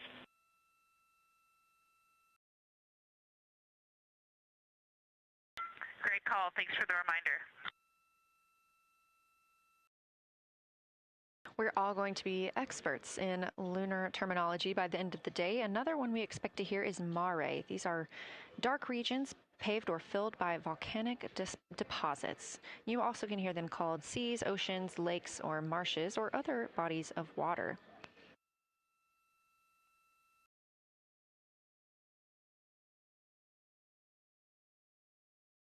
Again, we are live in Artemis Mission Control, but on the right side of your screen, that is the Science Evaluation Room, team members who have been preparing for this day for years. The crew has significantly darkened the cabin of Orion. This allows them better views outside the windows and fewer reflections from inside. They reported being able to see the moon and the Earth out the same window at this time. We are really hopeful to get those photos. Right now, this view on the left side of your screen coming from a camera mounted on one of the solar array wings on Orion outside the spacecraft. The crew is equipped with 80 to 400 millimeter zoom lenses.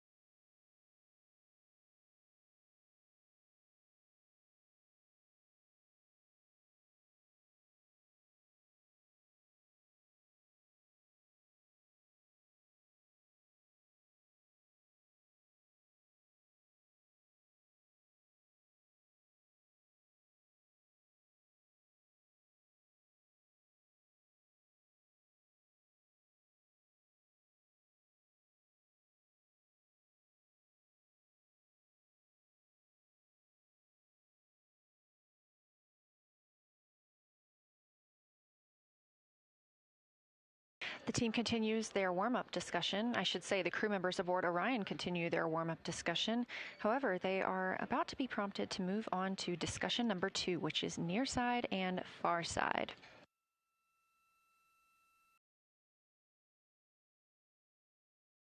Some of the things that they are looking to capture, the ground has prompted them to photograph anything that stands out to them and to compare the near side versus the far side mare in color, albedo, topography, and texture. They also want the crew to compare the appearance of rayed craters in the near side mare versus in the far side highlands. Of course, a reminder that some of the items that the crew, or some of the landmarks the crew are seeing today, is the first time that humans have ever laid eyes on those portions of the moon.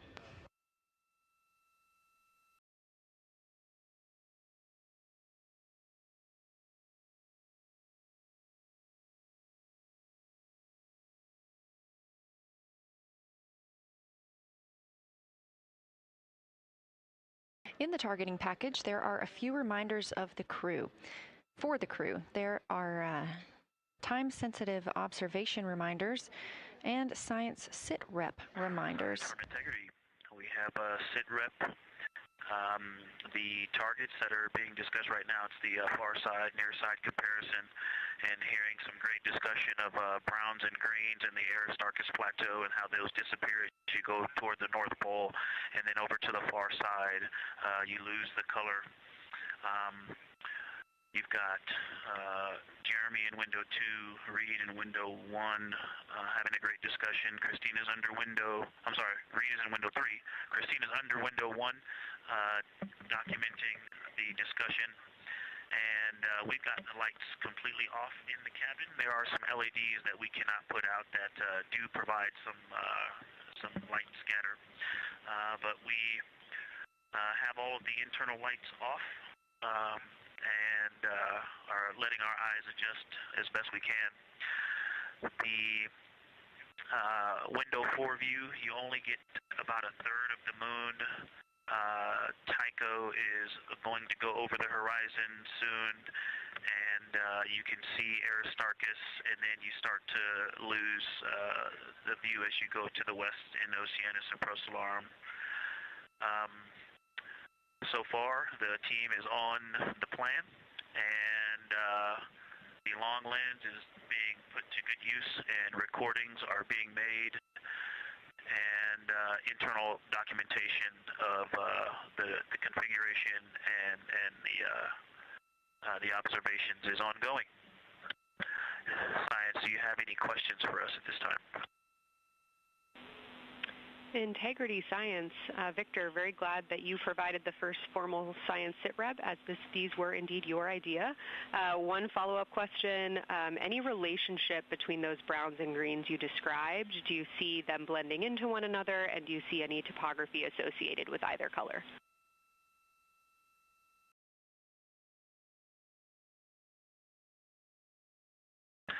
I don't want to bother the window team. I just heard that, overheard that, and so I'm sorry I don't have that detail yet. I will eavesdrop and see if I can pick that up.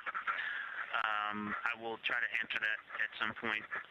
I also heard a comparison of the albedo in Aristarchus, that crater, the very high albedo spot you can see on the near side.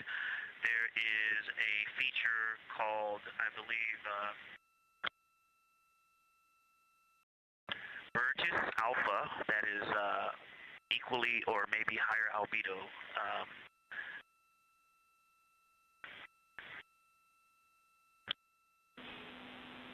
I apologize for the gaps. I'm trying to listen and talk at the same time, but I will try to get some more information to correlate those colors from Aristarchus for you. Understood, Victor, and good call to not bug the window team. Really like the brightness comparisons to Burgess A. Really helpful for the science team. Keep them coming. Thanks.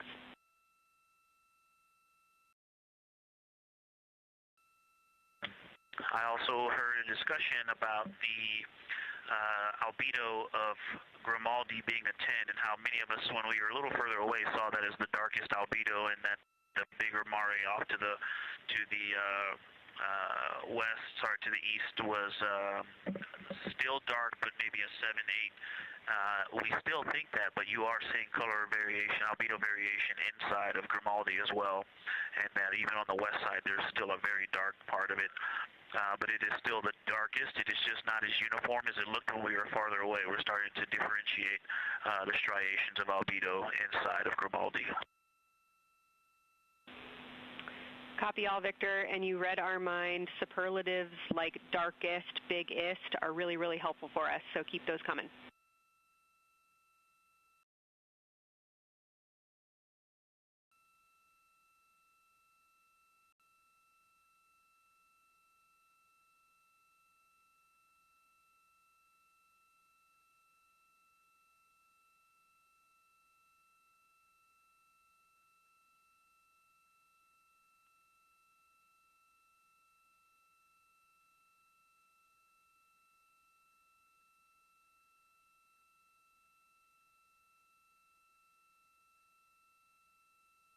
As we were just mentioning, the crew is slated to perform these science sit reps. They are prompted to do so by an icon in their lunar targeting plan.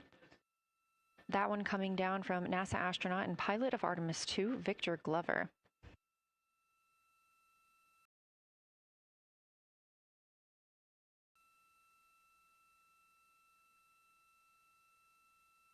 As we discussed, the Capcom is usually the only person in the room speaking with the crew, the capsule communicator. However, today, the science officer, Dr. Kelsey Young, she is the Artemis Science Flight Operations Lead, is speaking with the crew during the flyby to ask any questions that the team may have. To her right is Trevor Graff. He is one of 3 science officers. Those would be Kelsey Young, Trevor Graff, and Angela Garcia, who will also join us later for an interview.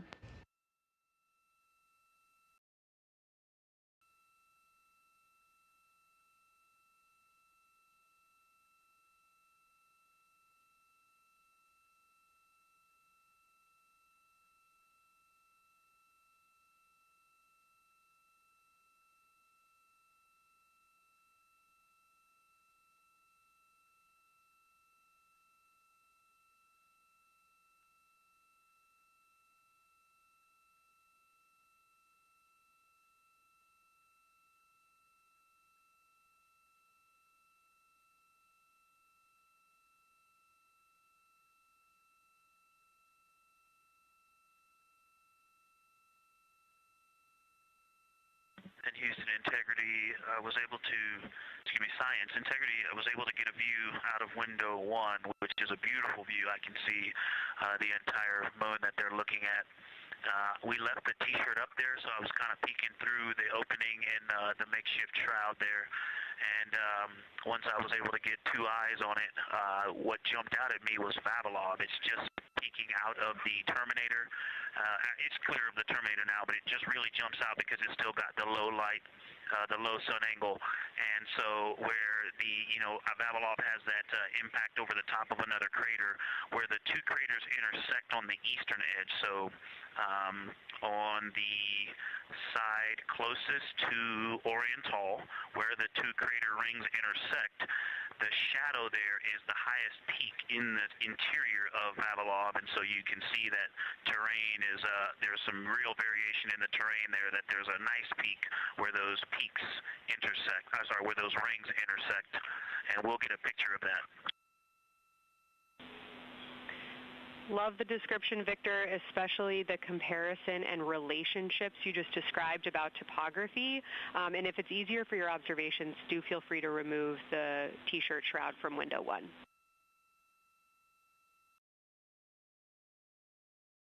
Yeah, absolutely, we will do. Thank you.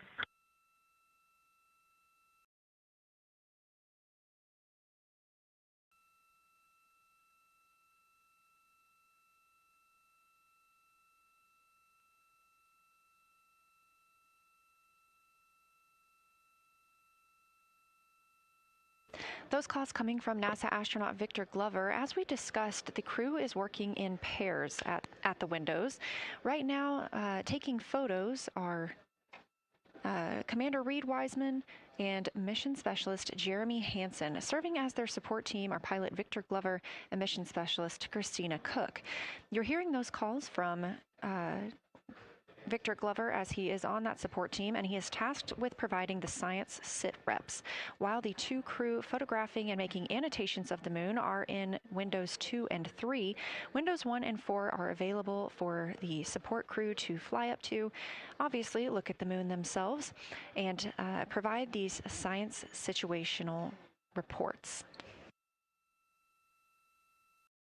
The view on your screen is part of the lunar targeting package, and it's something that the crew can reference as they are flying by, but this is an animation.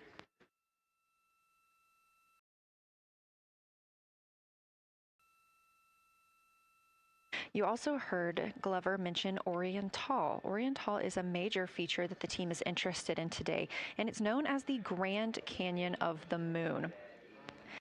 Until this mission, the Oriental Basin had never been seen in sunlight by human eyes.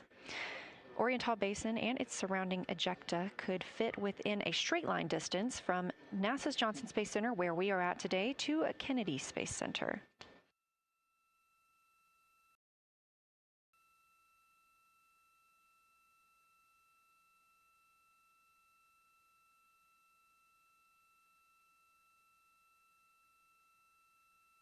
This a live view in Artemis Mission Control in Houston, Texas, where the teams are monitoring all systems, not just for today's flyby, but on the spacecraft themselves. Again, this is a test flight, our very first flight of humans on the Orion spacecraft. This team has been This team has been monitoring the entire time of the mission, as well as we have been live the entirety of the mission, and we will be continuing to do so all the way through splashdown and crew recovery from the Pacific.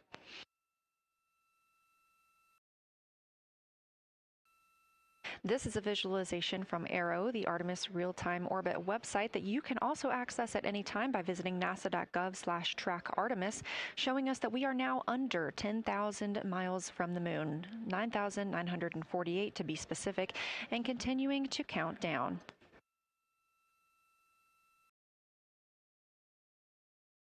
Again, our closest approach to the moon today should come about 6:02 p.m. Central, 7:02 p.m. Eastern. However, we will be out of contact with the crew at this time as they begin transiting behind the moon.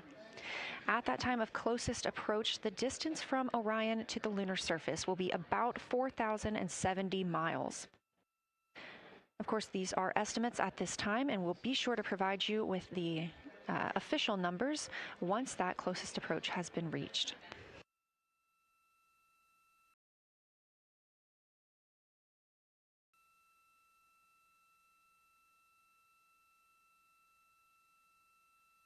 This shot live inside the Orion spacecraft, where our 4 crew members are continuing with their lunar flyby activities.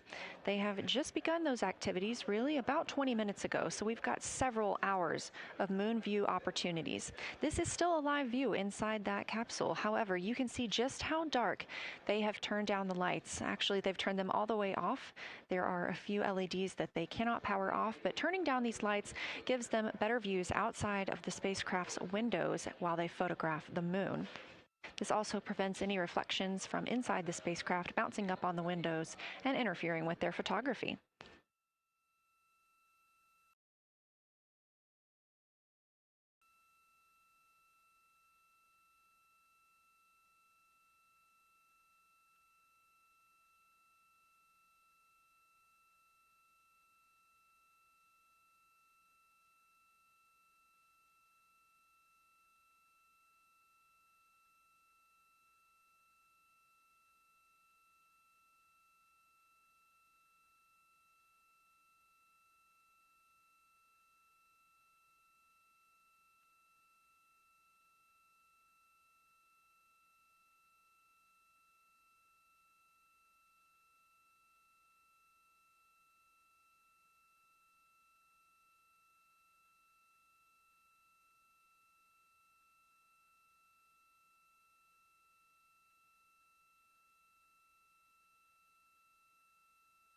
As we were previously discussing, the crew members are serving on teams. The first team being Commander Reed Wiseman and Mission Specialist Jeremy Hansen at the windows photographing what they see. We heard reports earlier that they could see both the moon and the Earth in the same view, and we are looking forward to seeing the moon and the Earth in the same view as well. That Earth set coming up in just a few hours. While Wiseman and Hansen are at the windows photographing, Glover and Cook are serving as support crew. They are able to assist with cameras. They are also providing those situation reports, letting us know how the team is working inside the spacecraft, what they're seeing, and how they're feeling about it. Those first blocks of teams will last about an hour, and the crew members are approaching the halfway point into their first observation block. A reminder, we have 5 of those blocks today. So they're approaching this halfway point, during which the crew at the window will switch roles. One will begin taking pictures, and the other will be making annotations on their PCD, that's portable computing device. Both of those crew members at the windows are recording audio of what they see. They are putting on headsets and recording audio into their portable computing devices. Obviously, we are not hearing this right now. This is going to be sent down to the science team, and they will be able to analyze that at a later time. What we are hearing, though, and will continue to hear, are those science sit reps a few times every block. Once this block is complete, about 40 minutes from now, we will have the teams switch. That means pilot Victor Glover and... Science integrity, looking out of window 1. I think I may have misreported earlier saying that it was Tycho going over the horizon. That was Copernicus I was referring to. Apologies. It was Copernicus is what is farthest bounding to the east, and that is now like on the horizon or just past it. And Korolev is now a few degrees from going over the horizon. And then, next it'll be Aristarchus Plateau. And so on the west, we are getting a much better view of the Terminator. Looks like we have about 80% illumination of the moon. And Vavilov and 1 Vavilov diameter to the west is where the Terminator is right now. And so other features are starting to peek out there. The center of the illuminated part of the moon is, to the lower part is Oriental. And just around Oriental, a lot of light structure is starting to show up. A lot of high albedo, similar to the feature, I cannot remember, Burgess Alpha and Aristarchus type high albedo in the ring. So when you look at the interior ring and the external ring, it's almost as if the edges are starting to dry up and turn white. If it was something that was wet and got dry, the edges would be the part to dry first. You just kind of outline all the topography in the interior of that wall is like it was dusted with chalk or started to dry, or maybe dusted with snow. If this was the Earth, I would say there was snow dumped on some of the ridges on the interior of the rings of Oriental. Also, an interesting part of the discussion that I heard between Reed and Jeremy is that from Glushko to Grimaldi, there are 2 dark features there that look like commas, but in the wrong direction. But there's also a lot of interestingness, just a lot of geometry and squiggles and dots and lines that are starting to stand out as more small features come into view. And there also is a lot of variation in albedo. In some of those, the 2 dark features, for example, have on the southern edge of the larger one, the one that's further to the south, there's a very dark, the 1 albedo, like the southern and western part of Grimaldi. And the one to the north, closer to Glushko, is also that same dark albedo. And then around them, there are some very high albedo spots just to the north of the southern one, and just to the west, the smaller one to the north. Very high albedo, almost approaching the 10, a 9 or a 10, like Aristarchus. and lots of little bright spots are just starting to pop up on in this view. To the north, as you look up at the North Pole, there is a very distinct crater with a lot of very defined central peak that is also 3 in albedo, and all of that area past it, going to the horizon, gets lighter and lighter, and is very, very high albedo. And I will go look and find the name of that feature if I can look that up. And then to the south, really getting some interesting geography and topography in the South Pole Aitken Basin. And the view of the South Pole is quite amazing. We've got some Terminator there, as well as the limb view, and there is a very distinct crater right at the South Pole. And I'm going to go look up, I don't believe that is Aiken, but I'm going to go look up the name of that one because it's also giving a lot of good topography due to the shadows that I'm seeing. But that's, I was trying to bound the view that I'm seeing for you, and I got distracted by all of these interesting albedo variations that are popping up in the interior. But that's the view that we see just a Vavilov diameter to the west beyond is where the Terminator is. Just beyond, I think Copernicus is the easternmost feature that we can see. A very nice ringed, very nice structure crater to the north with a great high albedo central uplift to the north, and the south is dotted by a very characteristic crater with a lot of terrain, shadow features, and I will go try to find some landmarks to put names with those. Any questions for the observation team? Integrity Science, love the descriptions. You're definitely looking odd up there. Appreciate seeing the training being implemented. Especially interested in your descriptions of the dark patches. You compared the comma-looking features to the albedo you see in Grimaldi and notice that you're starting to see those color differences popping out. Any observations you want to make, especially when you get on, the PCD in a little bit, would really help us tease out the differences in those dark Mare deposits. Great description, Victor. Keep them coming.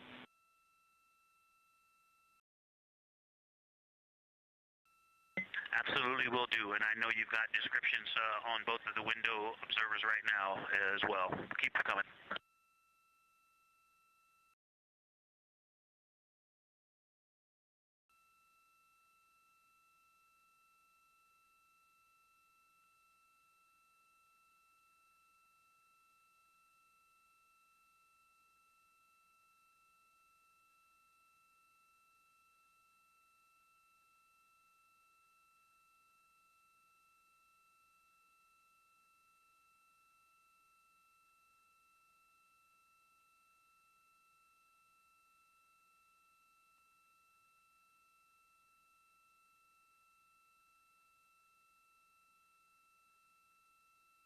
Great evidence of how well trained this crew is by the science team. NASA astronaut and pilot of the Artemis II mission, Victor Glover, calling down a situation report, noting several different features on the moon and such descriptions, even saying that it looks like snow on some of the peaks. Obviously, we do not expect that to be snow, but referencing that as some of the lighting on how it looks to the Artemis II crew from their current position.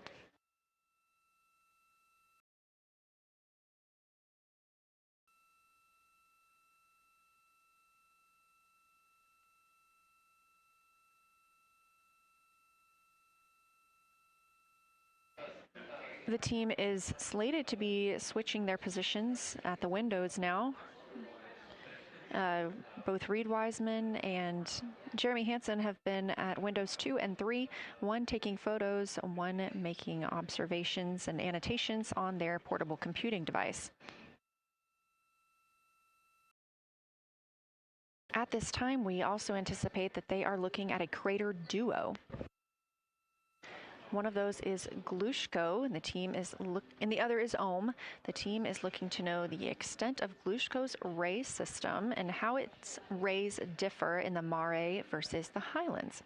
They also want the team to compare the ray systems of Glushko to Ohm.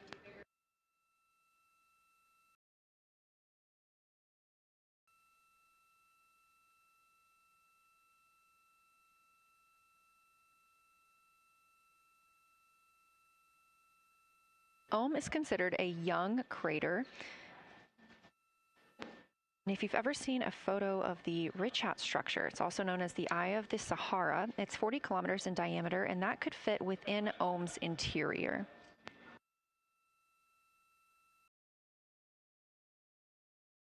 The team is specifically interested in descriptions of that ray visibility, including the color, albedo. Remember, albedo is the brightness or the surface reflection, and the reach.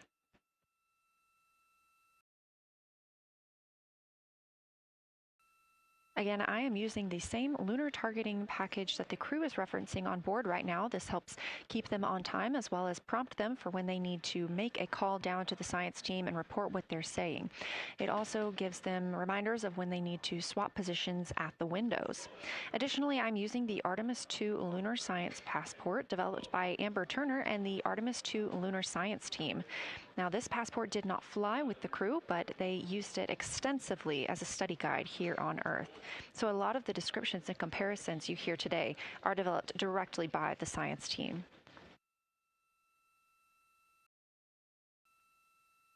We are now 4 days, 20 hours, and 43 minutes. Science, integrity, that crater to the north, that is, it's like we've got one in the north that looks like just a textbook crater, and one on the South Pole as well.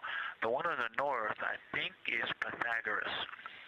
And what I wanted to highlight about that is it is either a very distinct central uplift or just a very defined area of high albedo. If a majority of the crater, especially the floor of the crater, is, say, an albedo of 5, this center, and gosh, only a tenth of the diameter of Pythagoras is an albedo of 2, maybe 3, but it is very bright and it stands out.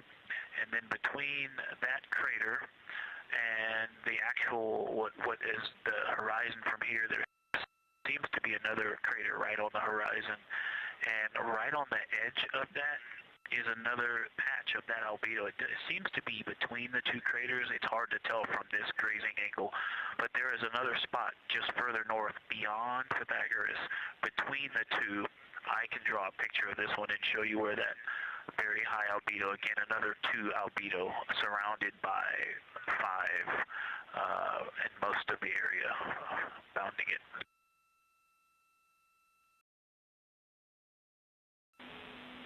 Integrity science, thanks for that. We agree with the Pythagoras assessment.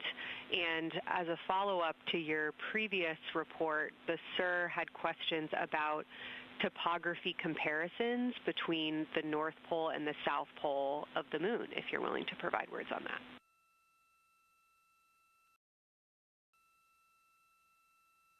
Topography comparisons, absolutely. And if you have any idea what...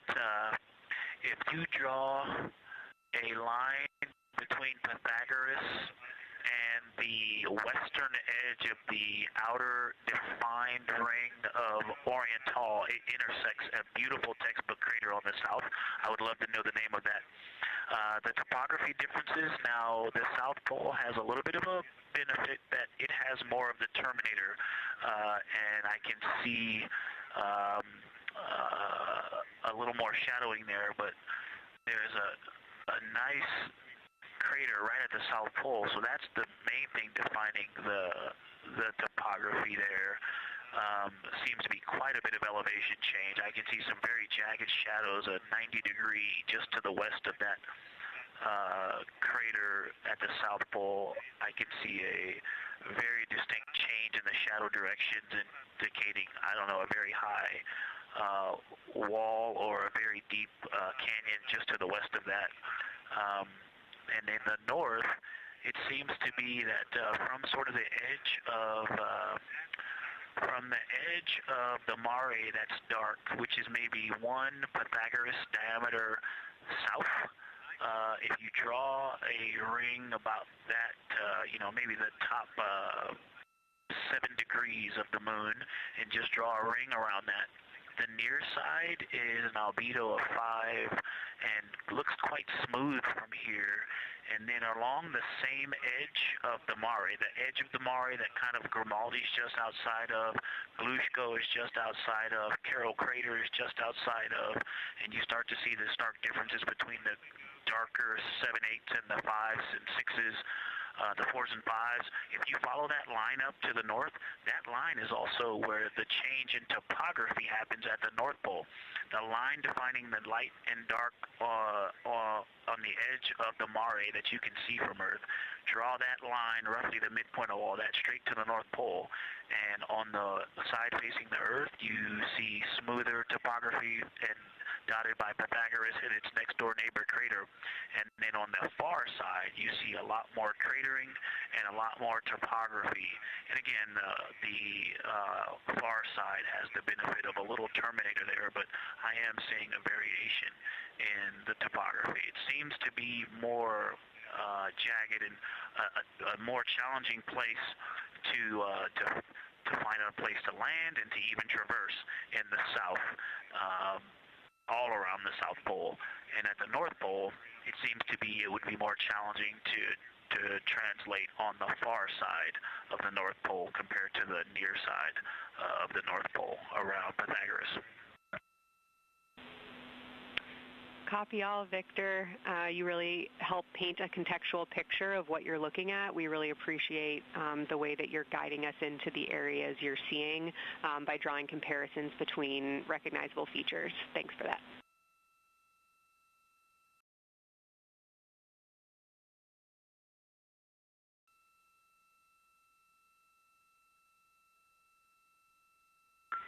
And Kelsey, another little science sit-rep moment, something I just heard from the window team is the more I look at the moon, the browner and browner it looks. I thought that was an interesting observation. The 2 observers have been on timeline, no hardware issues. They did start to talk a little bit about another feature that you'll hear more about on the recordings that they call the handprint.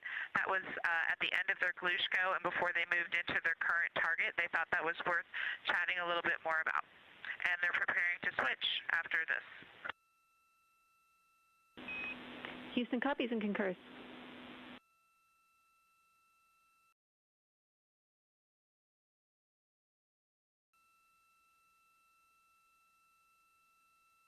Hey, Houston and Science Integrity, another just observation from the human. My eyes have shifted a little bit since I've been up here. I've been wearing my reading glasses to look at the PCD. Well, this is a very taxing event on the eyes, looking out the window and seeing the very bright moon, then coming back inside to the dark cabin and trying to work cameras and microphones and logistics and lunch and those kinds of things, and then looking at the PCD, which is dimly lit. It's just been an exercise. It is a difficult thing to manage it. I'm up and down on the glasses and then having to wait as my eyes adjust when I come back in. As soon as I look back into the cabin from looking out the window, I can feel my eyes adjusting, and I just have to work through it as they adjust. Appreciate that report, Victor, and know that we are prepared to read you up targets from the ground if that would give you the ability to keep your eyes focused on the moon and not having to swap between that and the PCD. Just let us know.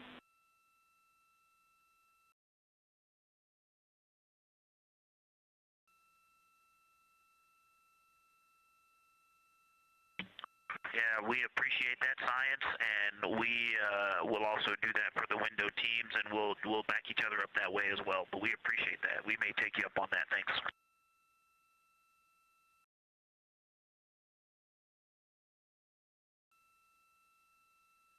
Continued detailed descriptions from the Artemis II crew aboard Orion. Again, this is a test flight, the first time we've flown humans aboard this spacecraft. So every detail, even that it's difficult to look outside the window and then back at the PCD, that portable computing device, every single detail is appreciated as we prepare for future missions. Glover also mentioned that he is now wearing his glasses now that he's in space and that his eyes have shifted a bit. This is something that happens when our astronauts go to space. There is a fluid shift from the lower half of your body up into your head, and that can cause changes in your eyes. It's something that we have seen over time for some crew members, especially now that we have been living and working on the International Space Station for over 25 years.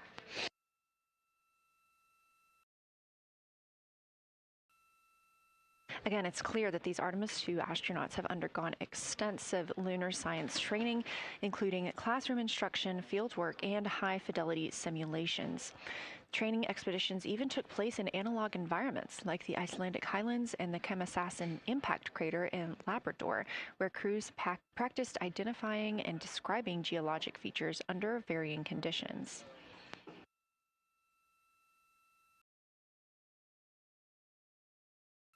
Additionally, here at Johnson Space Center, Orion mock-ups were used to rehearse crew choreography, including three-dimensional space management with an inflatable moon globe to simulate the flyby.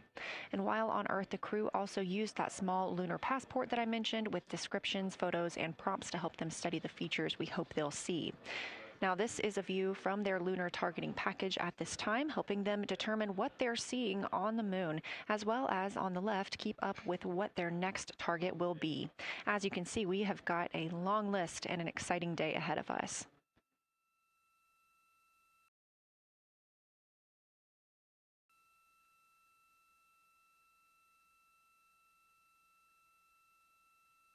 It's now been 4 days, 20 hours, and 53 minutes since Orion launched atop the Space Launch System rocket from Kennedy Space Center in Florida with our 4 crew members aboard.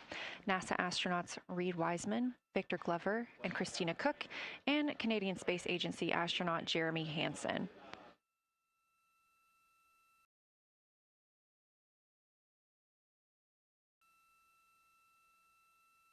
The Artemis II crew passed a major milestone today when they passed the Apollo 13 distance record at 12:57 p.m. Central, 1:57 p.m. Eastern. That Apollo 13 distance record was 248,655 statute miles from Earth. And Houston, another observation, whole moon. When you look at the moon, something I've never seen in photographs before but is very apparent, all the really bright new craters. Some of them are super tiny. Most of them are pretty small. There's a couple that really stand out, obviously. And what it really looks like is like a lampshade with tiny pinprick holes and the light shining through. They are so bright compared to the rest of the moon. We copy, Christina. Thank you. Looks like you guys might be doing it, but remind you to swap positions at the window and take your SD cards with you. We're loving everything that you're calling down, so keep it up.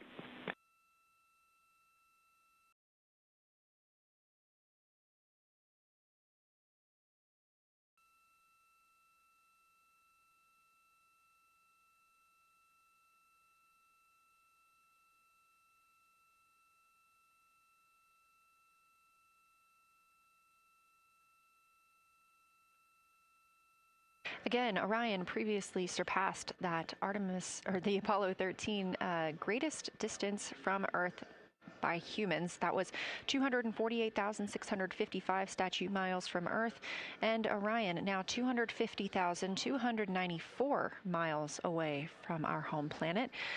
The spacecraft is 9,033 miles away from the moon and growing ever closer. At its closest approach, it'll be about 4,070 miles away, and we will make sure we confirm what that distance ends up being. This is an approximation and an estimate ahead of that moment. We're anticipating them to make that closest approach at 6:02 p.m. Central, 7:02 Eastern, when they are in a loss of signal, transiting behind the moon. They will be the first humans in over 50 years to fly behind the moon and lose contact with Earth.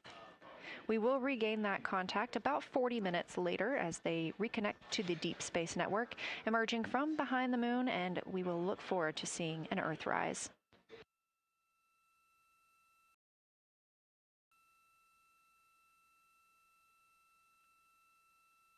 Again, the crew is currently in their position swap portion on their timeline.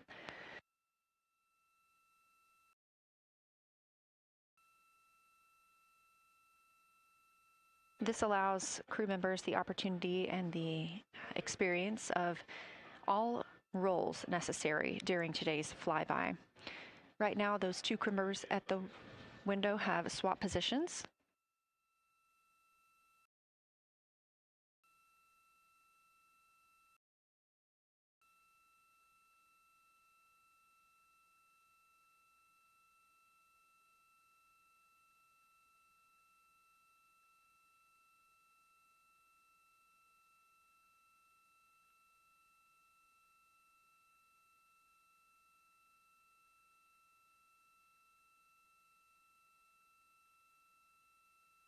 Again, the crew at the windows swapping positions.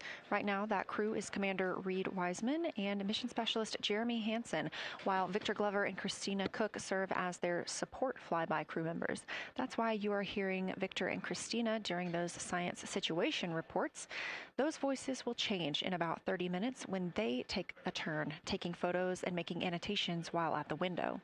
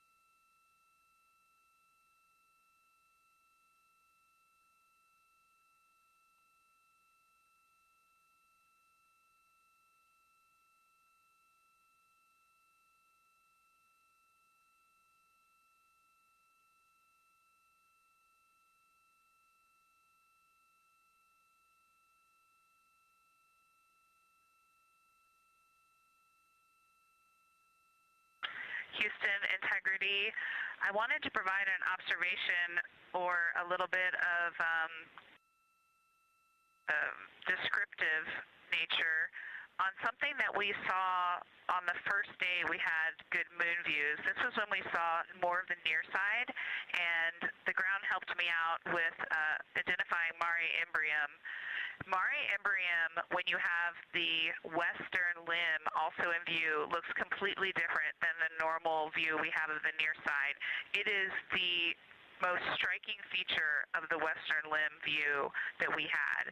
And the mountain chains that form its eastern side are very prominent, but they actually stand out more than I'm used to seeing even on the western side, and the whole thing just feels like a big bump.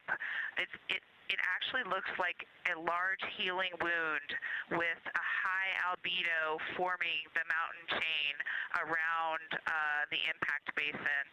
And I just don't think I had enough chance to describe how striking it was on that western limb view as we were coming in a couple days ago. Christina, science, absolutely love that, especially since that's a feature that all of us here on Earth can observe from home. So I'm sure tonight everyone's going to be going out and looking for evidence of that beautiful topography you just said. Thanks for those words.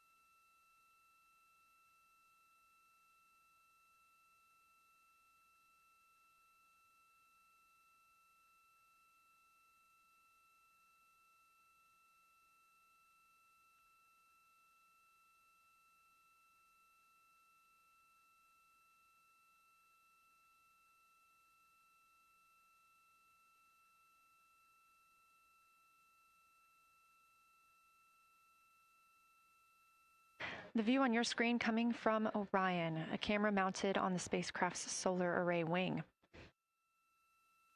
Toward the right of your screen, the near side is the hemisphere we see from Earth. That is identifiable by those dark splotches, which are ancient lava flows. Science integrity. A question and a comment. Question is it possible that we're seeing a Schrodinger basin from this vantage point in the Terminator at the South Pole? And the comment is Ohm. The rays coming out of Ohm are less distinct. We are not seeing the bright rays coming out of it, but the sort of 9 o'clock wedge that is formed by the change in albedo from the interior portion that is to the northeast to the surrounding lighter mare that's 270 degrees to the west. That 90 is very distinct and interior. You got some great descriptions from the two at the window about the colors in there, but in that darker part, in that wedge, you've got some really interesting color, even though the rays, the distinct difference in the albedo almost look like rays, but it's not the rays coming out, it's the just change in that albedo. Integrity science, that is very intriguing, those color rays coming out of Ohm rather than sort of albedo. And as answer to your question, we do not think you can see Schrodinger. It's in darkness as of now. But thanks for that Ohm description, and it sounds like the pair at the window's got great descriptions that we're definitely going to dive into tonight.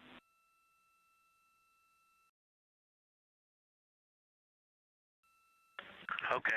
If you could help me, I would still love to know what it is. There's a very nice crater. You're going to likely have a lot of pictures of it. What would be right in the Terminator at the South Pole or close to the South Pole, where it's intersecting the Terminator right now? Yeah, Victor, we're assuming you're talking about, kind of if you're looking at the Terminator, it's basically like 70% down from the North Pole. Is that where you're looking?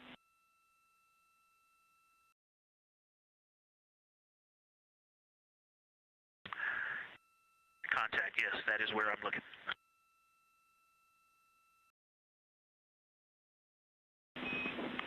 Integrity Houston, that is an enabled caution for wastewater dump required. We have hit our limit. As expected, no crew action.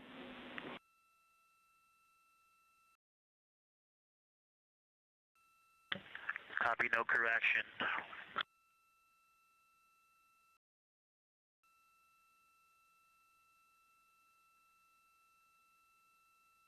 You are. And integrity science, we're trying to figure out what you're looking at there. Is it like right on the Terminator, or is it in the eliminated portion next to the Terminator?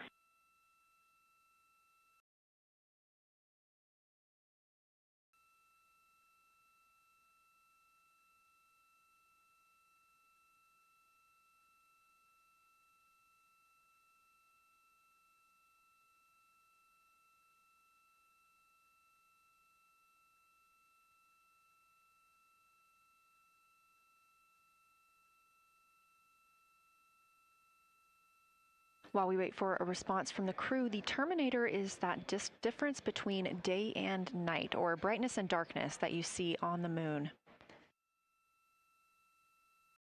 We see this from the International Space Station as well, looking down at Earth. And science from integrity, excuse my space orientation adaptation.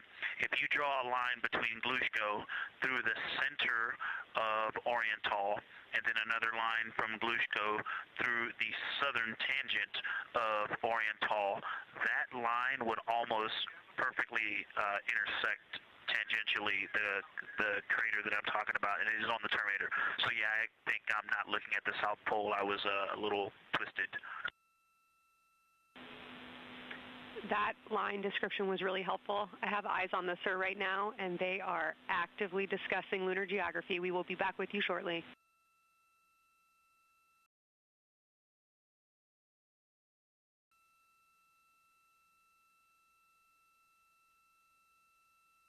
You're hearing a couple voices today in Mission Control Houston. One of those is Dr. Kelsey Young. Integrity Science, we believe that's Zeeman Crater.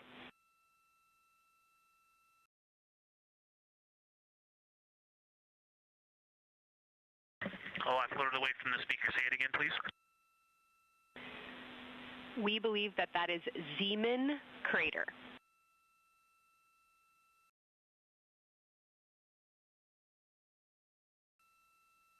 Zeeman. Okay, and can you say the first letter? I may be pronouncing that wrong. What's the first letter of that word? Zulu. It's Z-E-E-M-A-N.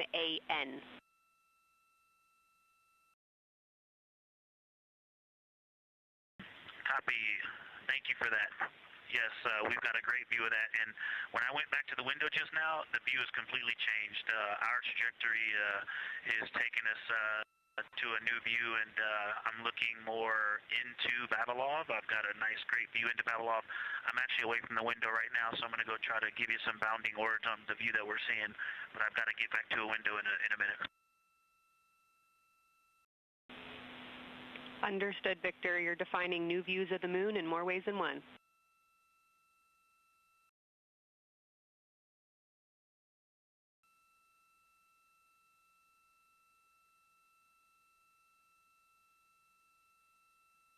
Again, when you hear calls down to science or from science, that's Dr. Kelsey Young, the Artemis Science Flight Operations Lead here at a console in Mission Control. You also hear communications with the crew from Canadian Space Agency astronaut Jenny Gibbons. She is the Capcom for today. She is a backup Artemis II crew member. Those calls from pilot Victor Glover asking about a feature he was seeing, specifically a crater on the moon. Meanwhile, the team here in the science evaluation room was actively working together to determine which feature he was describing.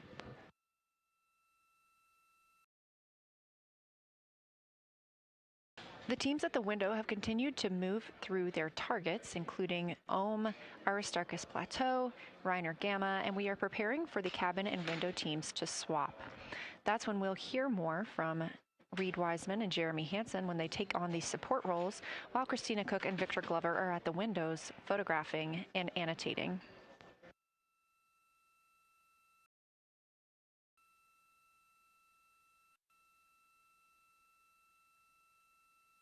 As we briefly mentioned, if you look towards the right side of the moon, essentially,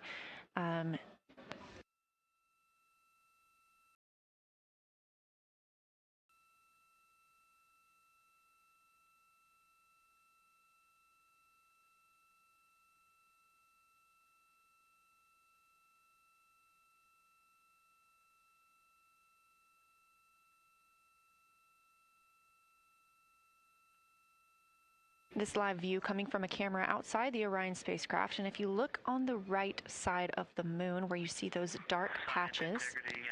Wow, yeah, I wish I had some more time to just sit here and describe what I'm seeing, but the Terminator right now is just fantastic. It is the most rugged that I've seen it. From a lighting perspective, there are little islands. There are islands of terrain out there that are completely surrounded by darkness, which indicates some real variation in terrain. Up to the north, there is a very nice double crater. It looks like a snowman sitting there.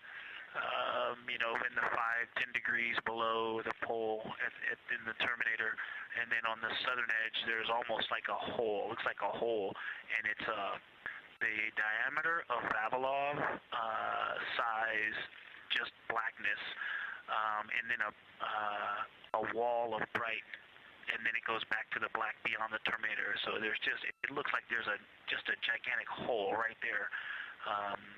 1 Vavilov diameter east of the Terminator, and as you go south, the Terminator is not a nice smooth arc. It's just jagged. There's almost a 110-degree turn in the shadow as opposed to the nice smooth arc, again indicating some really interesting variations, and I'm sure we'll get some photos of that.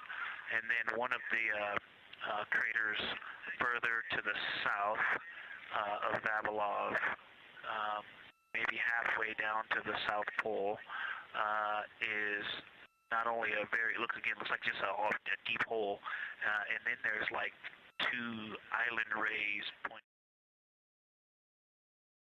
that indicate very high ridges and north that indicate very high ridges and very deep canyons coming up out of that crater. So again, just some really interesting visual illusions going on with the shadows there. Like I said, there look to be islands out beyond the terminator because some of the things, maybe even a Vavilov diameter into the terminator are catching sunlight on the peaks up to the north and to the south. It's very, very interesting to see.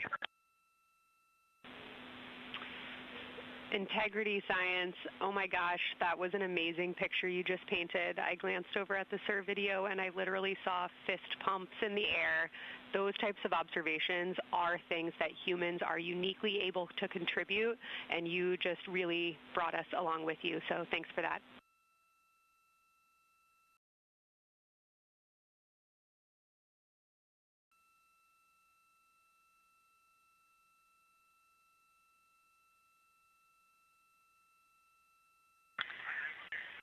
That's awesome, Kelsey.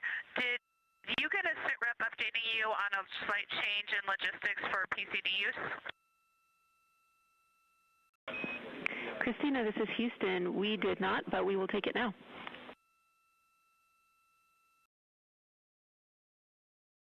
We slightly changed the PCD plan for the window observers. The two window observers kept their PCD. So in other words, the one that window 2 went to window 3 and the one at window 3 went to window 2 when they swapped rather than staying at the window. We'll plan on all observers keeping the same PCD for all observations. Copy, Christina. That makes sense to us, and good plan. We are coming up here on a cabin and window team swap. Let me know when you're ready for a quick vehicle status.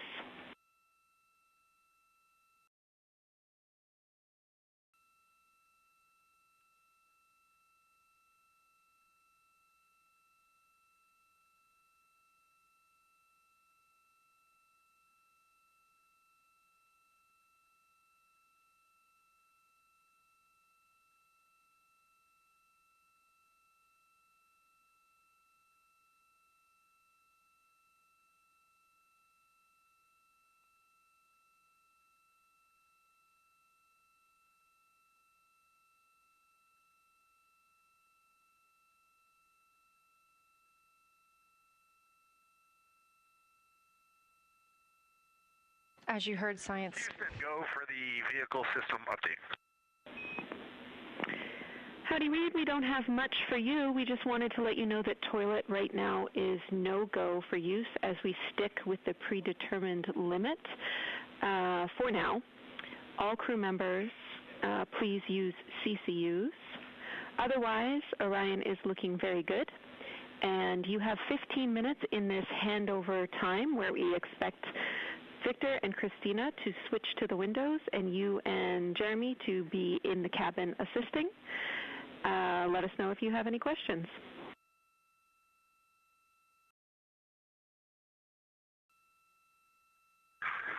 No questions at all, and they're in the swap right now. The first thing I'll tell you, I floated up to the docking hatch window and just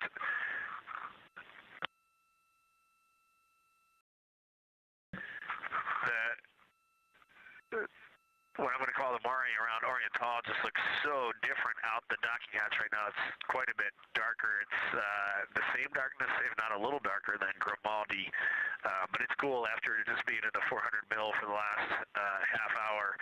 Looking up close, I got pictures of everything Ike was just describing on the Terminator. It really is a fascinating Terminator. And then Oriental just looks so dynamic right now. It's very three-dimensional out the docking hatch compared to what I was just looking at through the 400 mil.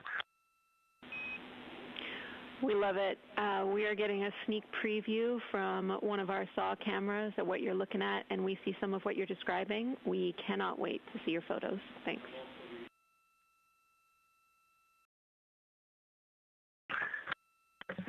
Yeah, Jenny, I wish you had some longer lenses on the solar array so you could see the whole moon, but man, it is, or the up-close moon, not the whole moon, but it is just fascinating here. It's so cool. All right, MPO and INCO, take notes. We want a zoom lens on those saws next time. Thanks, Reed.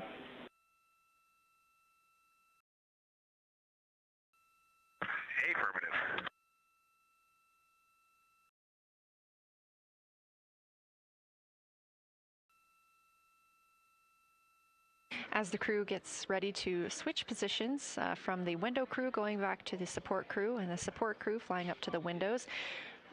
This view inside the room, Capcom Jenny Gibbons speaking with the crew, Canadian Space Agency astronaut. The crew has continued to provide excellent descriptions of what they are seeing on the lunar surface. In this picture, or in this live view actually, from Orion and a camera mounted on its solar array wing, if you look at the dark portion on the right side of the screen, those are visible from Earth. That's considered the near side.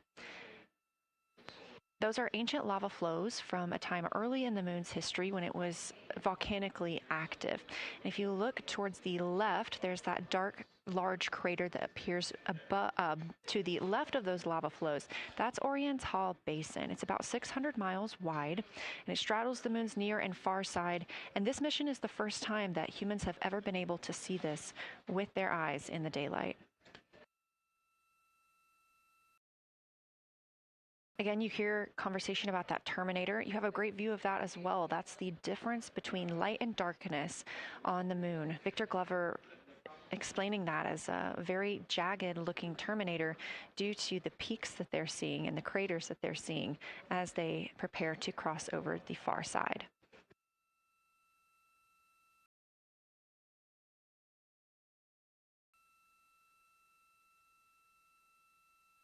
You also heard science officer, the Dr. Kelsey Young, Artemis Science Flight Operations lead, sharing with Victor Glover that his responses are truly something that only human eyes can discern or provide. So we've previously discussed how having humans observing the moon on this mission is being combined with lunar robotic data to help us maximize what we know about the moon. So part of that data comes from the Lunar Reconnaissance Orbiter, or LRO.